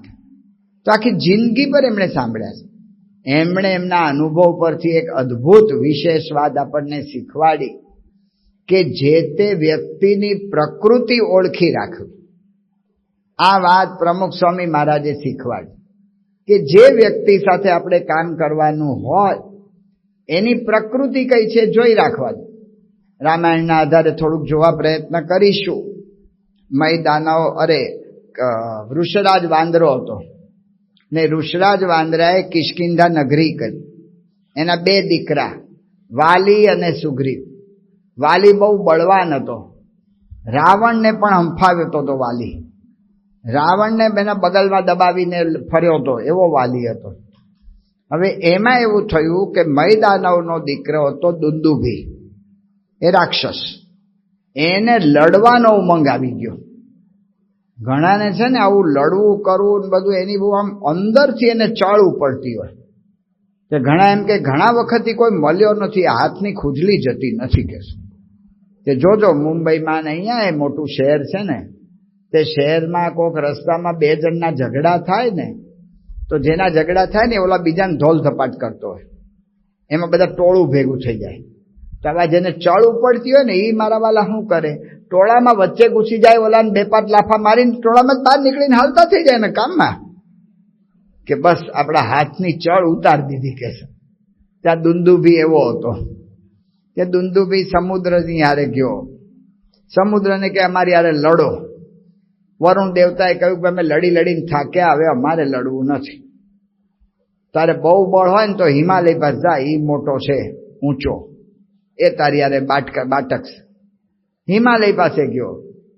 હિમાલયના મોટા મોટા પથરાઓ શિલાઓ મોટી મોટી લઈને નીચે ફેંકવા માંડ્યો. હિમાલય કહ્યું ભાઈ સાહેબ, અમે ઋષિઓનું આશ્રય સ્થાન છીએ અને તું અમને શું કામ અહીંયા હેરાન કરે છે ભાઈ? પણ કે મારે લડવું છે, મને ચળ ઉપડી છે. તો કે વાલી સાથે જા. અને વાલી સાથે ગયો અને પેલા તો મુક્કા મુક્કીને લાતા લાતીને બધું કર્યું. પછી તો ઝાડ આખા ઉખાડીને 2 એકબીજાને જોડવા માંડ્યા. એમાં વાલીનો ક્રોધ ગયો ને બળવાન એટલો હતો કે દુંદુભીના 2 પગ પકડી લીધા અને પગ પકડીને ગોળ ગોળ ગોળ ફેરવીને મારી નાખ્યો. આવો બળવાન વાલી હતો. દુંદુભી મરી ગયો. એનો દીકરો માયાવી, એ માયાવી આવી રીતે ઓલો આવ્યો ત્યાં, એને થયું કે મારા ભાઈનું વેર લેવું પડશે. પણ આ વાલીની સામે રહીને લડવું એ અઘરું કામ છે. એને યુક્તિ કરી. એ રાતના કિષ્કિંધા નગરીની બહાર આવ્યો. ત્યાં ઊભો ઊભો ગાળો આપે કે વાલી ડરપોક છે, બીકણ છે, રાતના ઘરમાં ભરાઈ રહ્યો છે ને હુઈ રહ્યો છે ને એવું બધું છે. તે ઘણું બધું બોલ્યો. તો વાલી જાગી ગયો કે કોણ બોલે છે ને મારો. એની પત્ની તારાએ કહ્યું કે આ જે બોલે છે કિષ્કિંધાની બહારથી બોલે છે, આપણે હું માથાકૂટ હોઈ જાઉં ને શાંતિથી, કે મને કોક બોલે ને હું સહન કરું? મારે એને પૂરો જ કરવો છે. પણ આ રાતના સમય છે, તમે જશો, રાક્ષસ છે ને શું થશે? જે થવું એ થાય, મારે એને પૂરો કરવો જ પડે. મારા ઉપર કોઈ બોલ્યું એમ હું ના ચલાવી દઉં. એના ભાઈ સુગ્રીવે કહ્યું કે ભાઈ રવા દો ને માથાકૂટ, આપણે અહીંયા રહી જાવ ને, તું બેસી રહે એક બાજુ, હું જઉં છું. અને વાલી ગયો. વાલી ગયો એટલે ઓલો માયાવી તો આયોજન સાથે આવેલો એટલે એ ભાગ્યો. વાલી એની પાછળ દોડ્યો તો સુગ્રીવે દોડ્યો. સુગ્રીવ શું કામ દોડ્યો? કે મારા ભાઈને કઈ મુશ્કેલી થઈ જાય તો મદદ થાય મારી, એટલે ગયો. માયાવી આયોજન સાથે આવેલો ગુફામાં ઘૂસી ગયો. સુગ્રીવ એની વાલી અંદર ગુફામાં ઘૂસવા ગયો. સુગ્રીવ જતો હતો. વાલી કે ઉભો રહે, જઈ અંદર આવતો નહીં, હું એકલો પહોંચી વળીશ, તારી કોઈ જરૂર જ નથી. અને વાલી અંદર ઘૂસી ગયો. વાલી અંદર ગયો અને લડાત થાય. બહાર ઉભો ઉભો સુગ્રીવ ગભરાયા કરે અને હોકારાન પડકારાન બધું એમ થાય કે મારો ભાઈ વાલી મરી ગયો. એમાં ભગવાનનું કરવું કે લોહીનો રેલો બહાર નીકળ્યો. એને પ્રતીતિ આવી ગઈ કે મરી જ ગયો મારો ભાઈ વાલી. હવે જો માયાવી બહાર આવશે તો એની સામે અમે કોઈ વાંદરા લડી શકશું નહીં. એટલે માયાવી બહાર ના આવે એટલે એને શું કર્યું? મોટા મોટા પથરા લઈ ગુફાનું જે મોઢું કહીએ કે દરવાજો કહીએ એને બંધ કરી દીધું અને ભાગ્યો. કિષ્કિંધા નગરીમાં એણે નક્કી કર્યું હતું કોઈને કંઈ જણાવવું નહીં, નહીંતર વાલીના મરવાનું દુઃખ કહીશું બધાને બહુ દુઃખ થશે, એટલે કે કોઈને કશું આપણે જણાવવું નહીં. પણ મારા વાલા મંત્રીઓ હતા, જે વાનર મંત્રી પત્રકાર જેવા હતા, એ ઝીણા ઝીણા એટલા બધા પ્રશ્ન પૂછ્યા તે ઓલાને બધાને ખબર પડી કે વાલી મરી ગયો છે. બધાએ કહ્યું સુગ્રીવને કે કોકે રાજા થવું જ પડે, તમે રાજા થાવ. ઈચ્છા નહોતી તો એ રાજા થયા. આ બાજુ એવું થયેલું કે વાલી નહોતો મર્યો પણ માયાવી મરી ગયો હતો ને એનો લોહીનો રેલો ચાલ્યો. વાલી બહુ થાક્યો હતો એટલે થોડી વાર તો ત્યાં ગુફામાં આરામ કર્યો, જાગ્યો અને એને થયું કે હાલો બહાર નીકળું. મારો ભાઈ સુગ્રીવે રાહ જોતો હશે પણ બહાર નીકળવાનો રસ્તો જ દેખાય નહીં. થોડો ઘણો પ્રકાશ દેખાતો હોય ને તોય આપણે માર કાઢી શકીએ, આમાં તો દેખાય જ નહીં. હવે શું કરવું? એટલે એને ગમે ત્યાં અફડાતા જ્યાં જાય ત્યાં ભટકાય ને આમ થાય ને તેમ થાય એમ કરતા કરતા શોધતા શોધતા ઓલા પથરા ઢાંકેલા પણ થોડા થોડા કાણા રહી ગયા હોય ને એમાંથી પ્રકાશ આવતો હતો, એટલે એ રીતે એને દરવાજો ગોતી કાઢ્યો. મોટા મોટા પથરા એવા જંગી હતા તો હાથે ને પગે લાત મારી મારીને બધા પથરા દૂર કર્યા બહાર નીકળ્યો. વાલીને ગુસ્સો ચડ્યો, મારો ભાઈ મને મારી નાખવા માટે દરવાજો બંધ કરી ગયો, આવો નિમક હરામ માણસ, એને બતાવી દો. અને એ કિષ્કિંધામાં આવ્યો. સુગ્રીવ તો રાજ સિંહાસન પર બેઠો હતો, વાલીને જોતા જ કૂદ્યો. ઓહો ભાઈ તમે જીવતા છો એમ કરીને પગે પડ્યો. વાલીએ સુગ્રીવને લાત મારીને કાઢી મૂક્યો. એની પત્ની ઉમા લઈ લીધી અને એને દેશ નિકાલ કર્યો. પછી ઘણા પ્રશ્નો થયા, આપણે લંબાવતા નથી. ભગવાન રામચંદ્રજીએ પછી વાલીનો મોક્ષ કર્યો અને વાલીને પોતાની ભૂલ સમજાણી હતી, એ બધી વાત છે. અહીંયા આપણે વાત સમજવા પ્રયત્ન કરીએ છીએ, પ્રકૃતિ ઓળખી રાખવી. પ્રમુખ સ્વામી મહારાજ જેને જેને કામ સોંપતા એને બધાને એક કામ વાત કરતા કે જેની સાથે કામ લેવાનું છે એની પ્રકૃતિ ઓળખી રાખો, એનો સ્વભાવ ઓળખી રાખવાનો કે એનો સ્વભાવ કેવો છે. આ પ્રકૃતિની ખબર કેવી રીતે પડે? કારણ કે આ બેની પ્રકૃતિ એકબીજાને નહોતી ઓળખી. વાલીનો સ્વભાવ કેવો છે? પરાક્રમી છે, એનો ગુણ છે, પણ અહંકારી છે. અહંકારી માણસને આપણે એમ કહીએ કે તને મદદ કરવામાં આવું એટલે એને શું લાગે કે આ મને છે ને ઓછો બળવાન સમજે છે એટલે મને મદદ કરવા આવે છે, એટલે એને કહેવાય જ નહીં કે તને મદદ કરો. પણ એને મદદની જરૂર હોય તો એને મદદની જરૂર પડે, આપણને લાગતું જ હોય કે પડશે તો કીધા વગર મદદની તૈયારી રાખવાની. પણ એને તો એમ જ કહેવાનું અહંકારીને કે તમે જીતશો જ ને હું તમને હાર પહેરાવીશ જીતનો. પણ સુગ્રીવ બચારો જાણતો નહોતો, મદદ કરવા ગયો, એ પ્રકૃતિ ના સમજી શકે. સુગ્રીવની પ્રકૃતિ કેવી છે? બીકણ છે. પહેલી વાર વાલીને અટકાવ્યો કે ન જશો, બીજી વાર વાલી મરી ગયો એમ ધારીને દરવાજો બંધ કરી. બીકણ પ્રકૃતિનો માણસ છે. એ આવી રીતે ગુફાનો દરવાજો બંધ કરી જ દે, મારે સમજી લેવાનું હોય. બે એકબીજાની પ્રકૃતિ સમજી ના શક્યા, એમાં પ્રશ્ન થયો. એટલે મહારાજ કહે છે કે વ્યક્તિને ઓળખવા હોય કે એને સમજવા હોય, જે સ્વામી બાપાએ કહ્યું કે એકબીજાને સમજવાની કોશિશ કરે, તો મહારાજે કાર્યાણીના ત્રીજા વ્રતમાં કહ્યું કે માણસની પ્રકૃતિ ઉપર, શરીરની ઉપરની પ્રકૃતિથી કોઈની પરીક્ષા ન થાય, નિશ્ચય ન થાય. પરીક્ષા તો ભેળા રહ્યા થાય છે. મૂળ પ્રકૃતિ તો ભેગા રહીએ ને તો ખબર પડે. તો કેવી રીતે ખબર પડે? તો એમાં કરવાનું શું?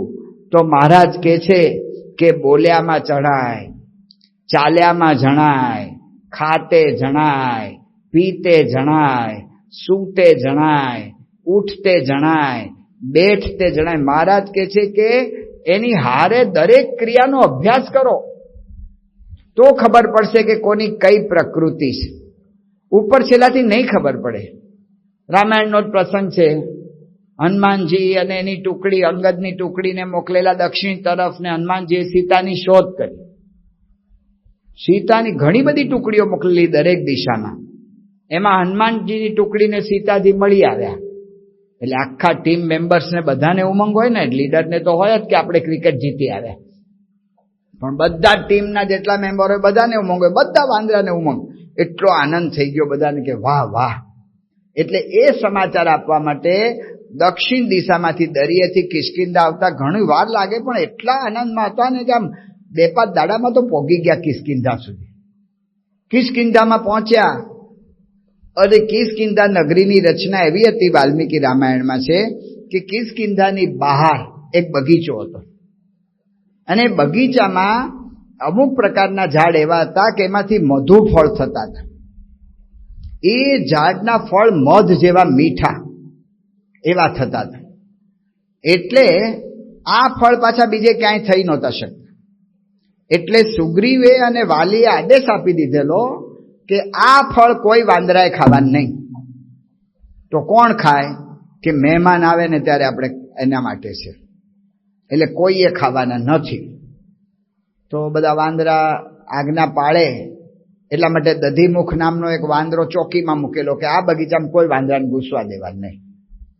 આપણે ઘરમાં વ્યવસ્થા કરીએ છીએ, મઠિયા બઠિયા તળ્યા હોય ને બધું નવા બધા મિષ્ટાન કર્યા હોય કે મહેમાન આવશે ને ત્યારે ખવડાવવાના છે, એટલે ડબ્બા બબ્બા ભરીને અભરાઈએ ચડાવી દઈએ કે છોકરાના હાથમાં ના આવે. છોકરા હોશિયાર હોય છે, એ બધા ટેબલ ને ખુરશી ને બધું ગોતીને ઉપર ચડીને અભરાએથી કાઢીને ખાઈ જાય છે મારા વાલા. ત્યાં બધા વાંદરાઓ બચારા એ દિવસે એટલા બધા આનંદમાં હતા. આવતા હતા કિષ્કિંધામાં પ્રવેશ કરતા એમાં આ જોયું.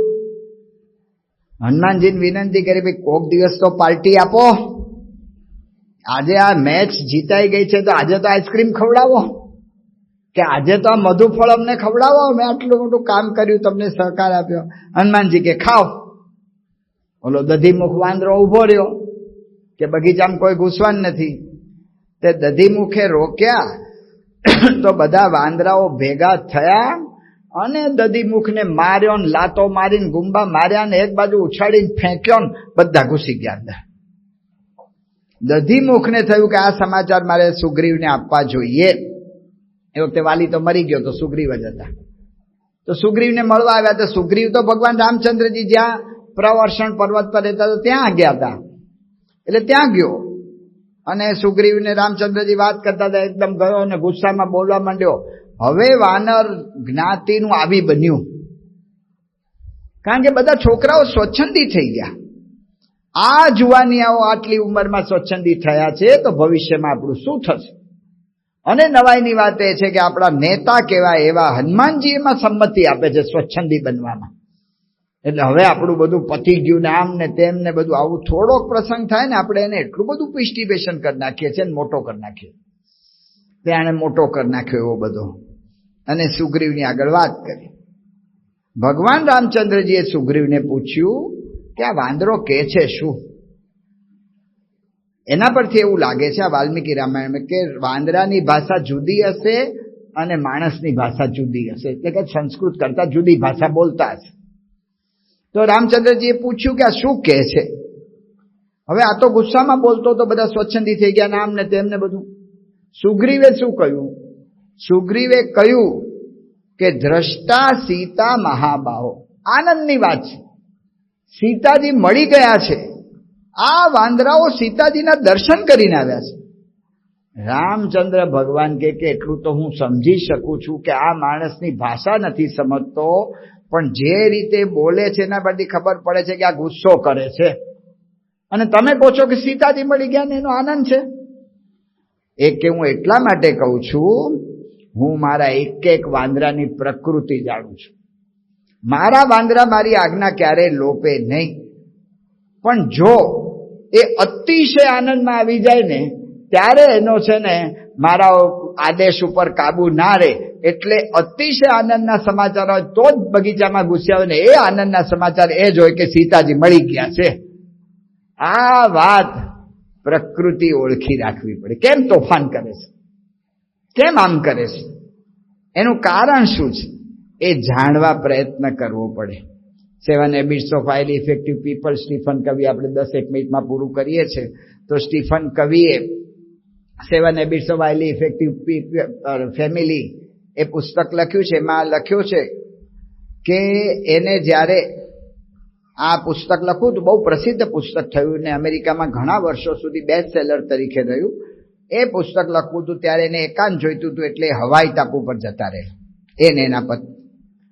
હવે હવાઈ ટાપુ પર નવા નવા રહેવા ગયેલા એટલે બધું ઘર વખરી વસાવવી પડે, અને પહેલા થોડું લઈ આવ્યા હોય પણ પછી જેમ જેમ જરૂર પડે યાદ આવે એમ વસાવતા જાય.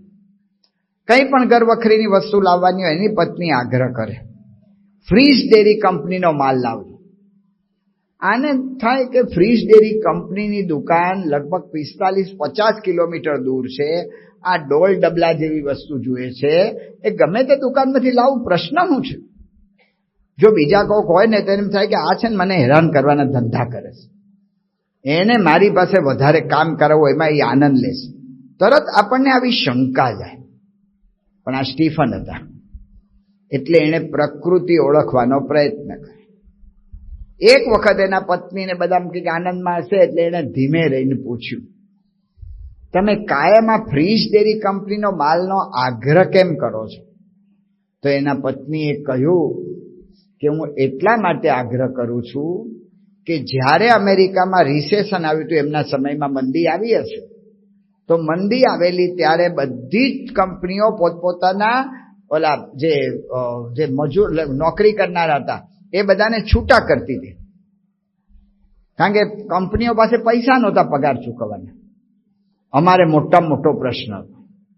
મારા પપ્પા ફ્રીજ ડેરી કંપનીમાં કામ કરતા હતા, એના આધારે જ ઘર ચાલતું. જો એને છૂટા કરે તો અમારે ઘરમાં ખાવા પીવાના પ્રશ્ન થઈ જાય, એટલી મુશ્કેલી થઈ જાય. પણ ભગવાનની એવી કૃપા થઈ, તે ફ્રીજ ડેરી કંપની વાળાએ એવો વિચાર કર્યો કે આપણે આપણા નોકરિયાતો બધાને સાચવી લેવા જોઈએ. એટલે બધાને કહ્યું કે અમે કોઈને છૂટા નથી કરતા, પણ જેટલો પગાર આપતા હતા એટલો અમે આપી નહીં શકીએ, કારણ કે અમારી આગળ એટલી ત્રેવડ નથી. પણ તમને જે પગાર આપતા હતા એમાંથી કોકને પોણા ભાગનો, કોકને અડધા ભાગનો એટલો પગાર ચાલુ રાખશું. એને લીધે અમે બધા જીવી ગયા. એટલે જ્યારે જ્યારે ફ્રીજ ડેરી કંપનીનો કંઈક માલ આવે ત્યારે મને અંતરમાં આનંદ થાય છે કે આપણે એના ઉપકારનો બદલો વાળ્યો. એવી રીતે કે એવો એમ કે એવી રીતે એનો આનંદ થાય છે મને કે આવી રીતે ઉપકારનો બદલો વાળ્યો. એટલે કે છે કે હું આવી રીતે ફ્રીજ ડેરીનો આગ્રહ રાખું છું. જો હેતુ સમજવો પડે. આ કેમ આમ વર્તે છે? તરત ધારી ના લેવું. ધારી લેવામાં ખોટ જાય.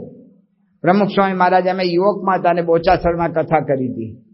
એક શિલ્પકાર બહુ હોશિયાર હતો, એના બાપાએ શિલ્પકાર, એવા હોશિયાર હતા.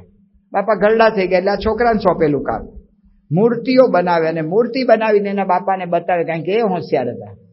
એના બાપા મૂર્તિ જુએ, બેટા આ હોઠ બહુ પાતળો થઈ ગયો. હવે મૂર્તિ ઘડેલી હોય ને હોઠ પાતળો થયો હોય ને એટલે એને રિપેર થાય જ નહીં. માટીની હોય ને તો બે લોંદા ચોટાડીને થાય, પણ આ તો થાય નહીં. કે ફરી બનાવ ને બીજી મૂર્તિ, બીજી બનાવે. બાપા કેવી થઈ? આંખો આમ બરાબર ના થઈ, પાપણ એની દેખાવી જોઈએ આમ તેમના. દર વખતે ભૂલ કાઢે. છોકરાને થયું કે આ બાપો છે ને એ કોઈ દાડો મને વખાણવાનો નથી, મારી ભૂલ જ દેખાય છે. એને છે ને મારી ઈર્ષા આવે છે. હું પણ હોશિયાર થઈ ગયો છું ને એની ઈર્ષા આવે છે. એટલે એને હવે આપણે પાઠ ભણાવવો જોઈએ. એટલે એણે શું કર્યું કે એકાંતમાં મૂર્તિ બનાવવા માંડ્યો. એને મૂર્તિ બનાવી અને પછી એક જગ્યાએ જઈ ખાડો ખોદી ને મૂર્તિ એમાં દાટી દીધી. થોડો ભાગ બહાર રાખ્યો, ચોટલી જેવો થોડો. એને બાપા કે ઘણા વખતથી મને બતાવતો નથી મૂર્તિ કે કેવી બનાવે છે, શું છે. કે ના મને મૂડ નથી એટલે હમણાં હું કાંઈ કરતો નથી, પણ હું આમ જઉં છું અત્યારે તળાવ કિનારે વોકિંગ ફરવા માટે. તમારે આવવું છે કે આવો આવો, હાલો હું આવું. એ ક્યાં લઈ જવાય એને ખબર હતી. જ્યાં મૂર્તિ દાટી હતી એ રસ્તેથી કાઢ્યા બાપાને. બાપા જુઓ જુઓ કંઈક મૂર્તિઓ એવું લાગે છે, ઓલી ચોટલી દેખાય, હાલ આ મૂર્તિ. સાધનો તો એને તૈયાર જ રાખ્યા હતા, કંપાવડો બધું.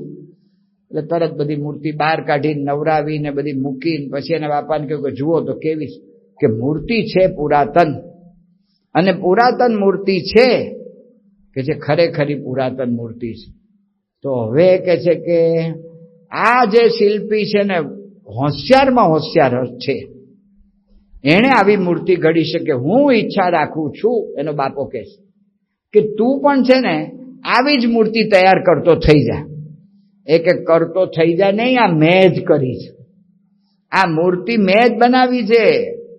તો એના બાપાએ કહ્યું કે બેટા, હવે છે ને તું ભારતનો શ્રેષ્ઠ શિલ્પકાર નહીં બની શકે. અલ્યા, મેં આટલી સારી મૂર્તિ બનાવી, તમે કહો છો કે આ શ્રેષ્ઠ મૂર્તિ છે, હું કેમ નહીં બની શકું? કે તને છે ને તારી ભૂલ જોવાની હવે શ્રદ્ધા નથી રહી. નાનામાં નાની જો તારી ભૂલ જોવાની તને શ્રદ્ધા હોય ને તો તું આગળ વધી શકે. એટલા માટે હું તારી દરેક મૂર્તિની ભૂલ કાઢતો હતો કે એનાથી તું આગળ વધે. જો આ પ્રકૃતિ બહારથી દેખાય છે, મને ઠપકો આપે છે, મારા પર ઈર્ષા રાખે છે, મને આગળ વધવા નથી દેતા, અંદરથી આવી છે. સ્વામીએ તો આ વાત કરેલી, પણ મહાભારતમાં મૂર્તિમાન થઈ. મહાભારતના યુદ્ધ વખતે દુર્યોધનને ઉમંગ હતો કે મારી આગળ મોટા મોટા મહારથીઓ છે એટલે હું જીતી જઈશ. પણ પહેલે જ દાડે નક્કી કરવામાં આવ્યું કે ભીષ્મ સેનાપતિ થશે, અને એ જ ધડાકે કર્ણે ના પાડી દીધી કે જ્યાં સુધી ભીષ્મ લડતા હશે ત્યાં સુધી હું સેનામાં નહીં આવું. 11 દિવસ સુધી લગભગ ભીષ્મ લડ્યા. 18 દિવસ સુધી યુદ્ધ થયું. 11 દિવસ સુધી ભીષ્મ લડ્યા, ત્યાં સુધી કર્ણે કોઈ સહકાર જ ના આપ્યો. કેમ? કે એને ભીષ્મ સાથે વેર બંધાવ્યું. કંઈ પણ ભીષ્મ કર્ણનું સારું કામ હોય અથવા બધા એના વખાણ કરતા હોય, ગમે તે હોય, તો ભીષ્મ શું કરે કે કર્ણને 2-4 શબ્દો એવા મારી દે ને એનું આખો મૂળ તોડી પાડે. એને કર્ણને એમ થયું કે આ મારા વેરી જ છે. હવે તો ભીષ્મ બાણસયા પર પડ્યા હતા અને કર્ણને બધા મળવા જાય ભીષ્મને. તો કર્ણને થયું કે બધા વડીલ કહેવાય કૌરવ કુળના, તો આપણે હાલો ને ભાઈ મરણ પથારીએ છે, મળી આવી. એટલે કોઈ જુએ ને એવી રીતે સાંજે એકદમ આછા અજવાળું હતું ત્યારે ગયો ને ભીષ્મ પડ્યા હતા. એને પૂછ્યું કોણ છો? કે કર્ણ. તમને પગે લાગવા આવ્યો છે. વિવેક ખાલી ખોટો. તો ભીષ્મે કહ્યું કે મારી નજીક આવ. ભીષ્મે કહ્યું કે હે કર્ણ, તને અત્યાર સુધી મેં કાયમ તારી ટીકા નિંદા હું કરતો રહેતો તો એનો હેતુ તને કહું છું કે તારો તેજો દ્વેષ, તારો અહંકાર એટલો બધો તીવ્ર હતો કે જો એ અહંકારને પુષ્ટિ જ મળતી જાત તો એનાથી તારી જાતને, તારા જીવનને સૌથી મોટી મુશ્કેલીઓ એમાંથી જ આવત. એવું ન થાય એટલા માટે તારા અહંકારને તોડવા માટે હું કાયમ તારી ટીકા નિંદા કરતો તો આ તને હું આજે સ્પષ્ટ કરું છું. આ વાત કરી ત્યારે કર્ણ ધ્રુસકે રડ્યો. પ્રકૃતિ ઓળખી રાખ. એની પાછળ હેતુ શું છે એ જોયા કરવું પડે. હેતુ જો જોયો હોય તો ખ્યાલ આવે. એટલે પ્રમુખ સ્વામી મહારાજે આવી બધી વાતો, મેનેજમેન્ટની અદ્ભુત વાતો એમના જીવનમાં સાહજિક હતી.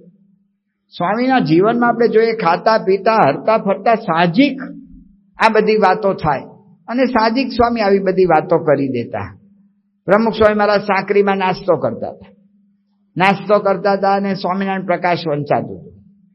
પ્રકાશ વાંચનારા હતા એ મારા જેવા હતા, કાઠિયાવાડી માણા. અમારે કાઠિયાવાડમાં સગડીનો સકોરાનો ચ ને હ એ બધું એક હરખું જ બોલાય. એ તમારે સમજી લેવાનું. હરખું બોલવું એટલે સરખું છે, એ તમારે સમજવાનું. એટલે કાઠિયાવાડી માણસ વાંચતા હશે તો એમાં પ્રકાશમાં લેખ આવ્યો, એમાં પોલીસ શબ્દ આવ્યો. તેણે વાંચ્યો પોલીસ. એટલે બધા કે પોલીસ નથી, આ પોલીસ શબ્દ છે, સગડીનો વાંચ. ફરી કંઈક વાક્ય આવ્યું, એમાં પોલીસ શબ્દ આવ્યો. ફરી ઓલા બોલ્યા પોલીસ. એટલે આ બૂટ પોલીસ નથી, આ પોલીસ છે, હરખું વાંચ. ત્રીજી વાર આવ્યો. જેમ જાહેરમાં ભૂલ થાય ને એટલે વધારે ગભરામણ થઈ જાય, પછી વધારે ભૂલો થાય. ત્રીજી વાર શબ્દ આવ્યો, તે ત્રીજી વાર એનાથી બોલાઈ ગયું પોલીસ, અને બધા ખડખડાટ હશે. પ્રમુખ સ્વામી મહારાજની એક નાની ક્રિયામાં મેનેજમેન્ટના કેટલા મોટા સિદ્ધાંતો સમાયેલા હતા. બધા હસતા હતા ખડખડાટ. સ્વામી નાસ્તો કરતા હતા. સ્વામીએ થોડા મરક હસ્યા અને બધાને અંદર ભળ્યા. પણ સ્વામી શું બોલ્યા? સ્વામી કે એક વખત આપણને ખબર પડી ગઈ કે આની આ મર્યાદા છે, પછી સ્વામી કે એમાં આપણે એડજસ્ટ થઈ જવું, અનુકૂળ થઈ જવું. એક વખત ખબર પડી ગઈ કે આની આ મર્યાદા છે, આ નહીં બોલી શકે શ, તો જ્યારે શ બોલે ને ત્યારે આપણે સમજી લેવાનું કે આ સગડીનો જ શ છે. આ આપણે અનુકૂળ થઈ જવાનું. પ્રમુખ સ્વામી મહારાજ આખી જિંદગી પર અનુકૂળ છે. કોઈ દિવસ સ્વામીએ ફરિયાદ, પરદેશ યાત્રામાં સ્વામી જ્યારે જ્યારે જાય ત્યારે સ્વામીના સેવકો બદલાતા. શરૂઆતના વર્ષોમાં સ્વામીના સેવકો બદલાય, પત્ર લેખક બદલાય, બધા બદલાય. તોય કોઈ વખત સ્વામી એકેની ફરિયાદ તો નથી કરી, પણ કામ જરાય અટકવા નથી દીધું. ઓછું જરાય કામ ઓછું ના કરે. એ અનુકૂળ થઈ જાય, એને એડજસ્ટ થઈ જાય. એડજસ્ટ થવું, અનુકૂળ થવું. તો પ્રકૃતિ ઓળખવી એટલે શું? કે પ્રકૃતિ જાણવાની અને પછી એની પ્રકૃતિ પ્રમાણે અનુકૂળ થઈ જવાનું, એડજસ્ટ થઈ જવાનું. જાણી લેવાનું કે આમાંનો હેતુ શું છે, અને સારો હેતુ આપણે શોધીને એમાંથી શીખવાનો પ્રયત્ન કરવાનો, કહેતા કે એમાંથી એનો ગુણ લેવાનો પ્રયત્ન કરવાનો. તો એ પ્રમુખ સ્વામી મહારાજે જિંદગીભર કર્યું છે. આપણે કરીએ છીએ, નથી કરતા એવું નથી, આપણે કરીએ છીએ, પણ સાધનો સાથે જ કરીએ છીએ. આપણું સ્કૂટર હોય, એને એક કિક મારીએ એટલે સ્કૂટર ચાલુ થવું જોઈએ. પણ 8-10 મહિના થઈ જાય ને એટલે એના સ્કૂટરને 5 કિક મારવી પડે છે. તોય આપણે ટેવાઈ ગયા કે બરાબર છે, આપણે સ્કૂટરની ફરિયાદ નથી કરતા કે ભાઈ તો એ જ હોય 5 કિક. તો આપણે એને એડજસ્ટ થઈએ છીએ. પ્રેશર કુકરમાં કોઈ પણ વસ્તુ રાંધવા મૂકો એટલે 15 થી 20 મિનિટમાં બફાઈ જવું જોઈએ. પણ કુકર થોડુંક વપરાશ વધારે થઈ ગયો હોય અને પછી કંઈક મચડાઈ ગયું હોય કે રીંગ બીંગ ઢીલી પડી ગઈ હોય એટલે એમાં 20 મિનિટે સીટી વાગતી નથી. તો એડજસ્ટ થઈએ છીએ, અને સાણસી અડાડીએ, ગોદો અડાડીએ, એડજસ્ટ થઈએ છીએ સિસોટી વગાડવામાં. સાધન સાથે એડજસ્ટ થઈએ છીએ. મોટરમાં બેસીએ, દરવાજો બંધ આમ કરીએ એટલે દરવાજો બંધ થઈ જ જવો જોઈએ. પણ મારું વાલું આપણે જોઈએ છે, ઘણા મોટરના દરવાજાનું ઓલું બગડી ગયું હોય છે લોક, તે આપણે આમ ખોલીએ, ધપ કરતો બંધ કરીએ, ત્યાં એડજસ્ટ થઈ જઈએ. પણ વ્યક્તિમાં એડજસ્ટ થવાનું આવે ને ત્યાં જ વાંધો પડે છે. ત્યાં આપણને એડજસ્ટ નથી થતું. એ કેમ? એની પ્રકૃતિ ના બદલે. મહાન સ્વામી મહારાજે એકતાનો, સંપનો અર્થ કર્યો 16ની સાલમાં. 16ની સાલમાં સ્વામી ગાદી આવ્યા પછી પહેલો પત્ર દિવાળી વખતે સ્વામીએ લખ્યો કે સર્વે સંતો અને કાર્યકર્તો પ્રતિ તમે બધા અદ્ભુત સેવા કરો છો, પણ હવે આપણા જીવમાં સત્સંગ થાય એના માટે સંપની અતિ જરૂરિયાત છે. બહારથી તો સત્સંગનું પ્રવર્તન કરે છે, પણ અંદર સત્સંગ, અંદરથી પરિવર્તન થાય એના માટે સ્વામી કે જે સંપની જરૂરિયાત છે ને એની પર મહંત સ્વામી મહારાજે સંપ ઉપર આખી ચોકડી આમ દોરી, ચોરસ દોર્યું, ચોરસ દોરીને દેખાડ્યું મહત્વ. હવે સંપ કેવી રીતે રાખવું એનું પહેલું લક્ષણ સ્વામીએ શું કહ્યું કે સંપ રાખવામાં સામેવાળા પાસે બિલકુલ અપેક્ષા રાખવી નહીં. હોય તો ઠીક છે, સામેવાળા સંપ રાખતો હોય ને આપણે રાજી થઈએ, મન સમાજ કે એમાં રાજી થવાની જરૂર નથી, એમાં ઠીક છે. હું રાખું છું કે નહીં એનો વિચાર કરવાનો. નહીતર આ કોઈ વાતો આપણી થાય જ નહીં. પ્રમુખ સમાજે 4 સૂત્ર આપ્યા કે સત્સંગ, ઘર સભા કરે, એકબીજાને સમજવાની કોશિશ કરે, અને ચોથું સ્વામી કહ્યું મોટું મન રાખે. કોણ કરે?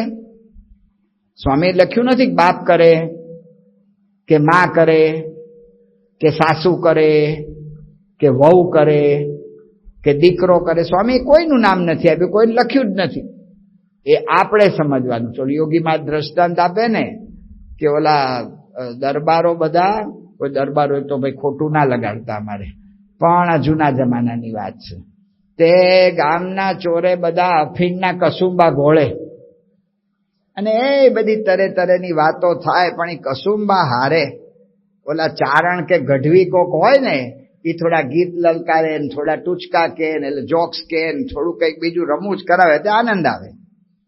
તે એમાં એક ગઢવી ચોળા પાસેથી પસાર છે, એ ગઢવા અહીંયા પણ કે મારે બાપુ ત્યાં બીજે ગામ ભોગવાનું છે, અહીંયા તારું બધું કરી દેશું, અહીં રહે આજનો તારો, ચાલ તારું ચારણ સાહિત્ય સંભળાવ. તો ઓલા બચારાએ આ બધી વાતો ચીતો ને બધું કર્યું, બધા રાજી થયા ને કસુંબા પાણી ગોળાયા ને બધું પત્યું. સાંજ પડી, બધા ઊભા થવા માંડ્યા, ઘરે જવા માંડ્યા. ઓલા ગઢવી કે પણ મારો ઉતારો કોને ઘેર? તે ઓલા એક બાપુ બીજાને કે ઈ કયો, ઓલા બીજા ત્રીજાને કે ઈ કયો, લ્યા ત્રીજો ચોથાને કે ઈ કયો. કોઈ પોતાને માથે લે નહીં. એમ આ બધા વાક્યો કોણે માથે લેવાના? જેણે કરવું એને તો એને શું કરવાનું? તો મહંત સ્વામી મહારાજ કે મારે જ સંપ રાખવો છે, સામેવાળા પાસે બિલકુલ અપેક્ષા રાખવી નહીં. મારે એને એડજસ્ટ થવું છે, મારે અનુકૂળ થવું છે. તો શું કરવું પડે? તુકારામ મહારાજ એક વખત એક જગ્યાએ ભજન કરીને આવ્યા. તે ભજન કરીને આવ્યા, તે લોકો બહુ રાજી થયા. તો એને તુકારામ મહારાજને 25-30 શેરડીનો આખો ભારો બાંધીને તુકારામ મહારાજને આપ્યો. તે તુકારામ મહારાજને આપ્યો ને ગામમાં લઈને આવતા હતા. ગામમાં બધા નાના નાના ટાબરિયા છોકરાઓ બધા મહારાજને આટલી બધી શેરડી જોઈ, મહારાજ પ્રસાદ, મને પ્રસાદ આપો. ને મહારાજ તો ઉદાર દિલ, જે માગે એને એક સાંઠો આપી દે. આ સમાચાર એના ઘરે પહોંચી ગયા. આ દુનિયામાં આવા સમાચાર પહોંચાડવા વાળા હોય જ છે, એનું આપણે નક્કી જ રાખવાનું. એના ઘરે એના બૈરાને કોકે કહ્યું કે જો તારો ધણી તારા માટે હું લાવે છે જોજે. અને એની બૈરા બરાબર રાહ જોતા જ ઉભા હતા કે આપણા માટે હું લાવે છે જોઈએ. એટલે ઓલે બધા છોકરાને પ્રસાદ આપતા ગયા કે મહારાજ પ્રસાદ, મહારાજ પ્રસાદ. જે આવે એને એક એક સાંઠો આપી દે. ઘરે આવ્યા ત્યારે એક સાંઠો બાકી હતો. એની પત્નીએ પૂછ્યું પ્રસાદ? કે લ્યો. એની પત્ની ગુસ્સે થઈ ગઈ, તમને 30 જેટલા સાંઠા આપ્યા અને ઘરમાં એક જ સાંઠો લાવો છો? અને એવી ગુસ્સે થઈ ગઈ તે સાંઠો હાથમાં લઈ ને તુકારામને બરડે ફટકારી. 2 ટુકડા થઈ ગયા. તુકારામ કે તું કેટલી ડાહી છો, તે 2 ટુકડા કરી આપ્યા, ચાલ અડધો તું ખાઈ લે ને અડધો હું ખાઈ લઉં. આનું નામ એડજસ્ટ થયા, અનુકૂળ થઈ ગયા. કે એની પ્રકૃતિ છે ક્રોધની, હવે એની ક્રોધની પ્રકૃતિ બદલાય કે ના બદલાય, પણ એ પ્રકૃતિમાં એને શું સારું કર્યું છે એટલું પકડી લીધું ને એને અનુકૂળ થઈ ગયા. તો આનું નામ એડજસ્ટ થવું, આનું નામ પ્રકૃતિ ઓળખી રાખવી. તો બીજાને સમજી શકીએ અને તો આપણને શાંતિ રહે, તો આપણે કરી શકીએ. મહારાજ સ્વામીને પ્રાર્થના.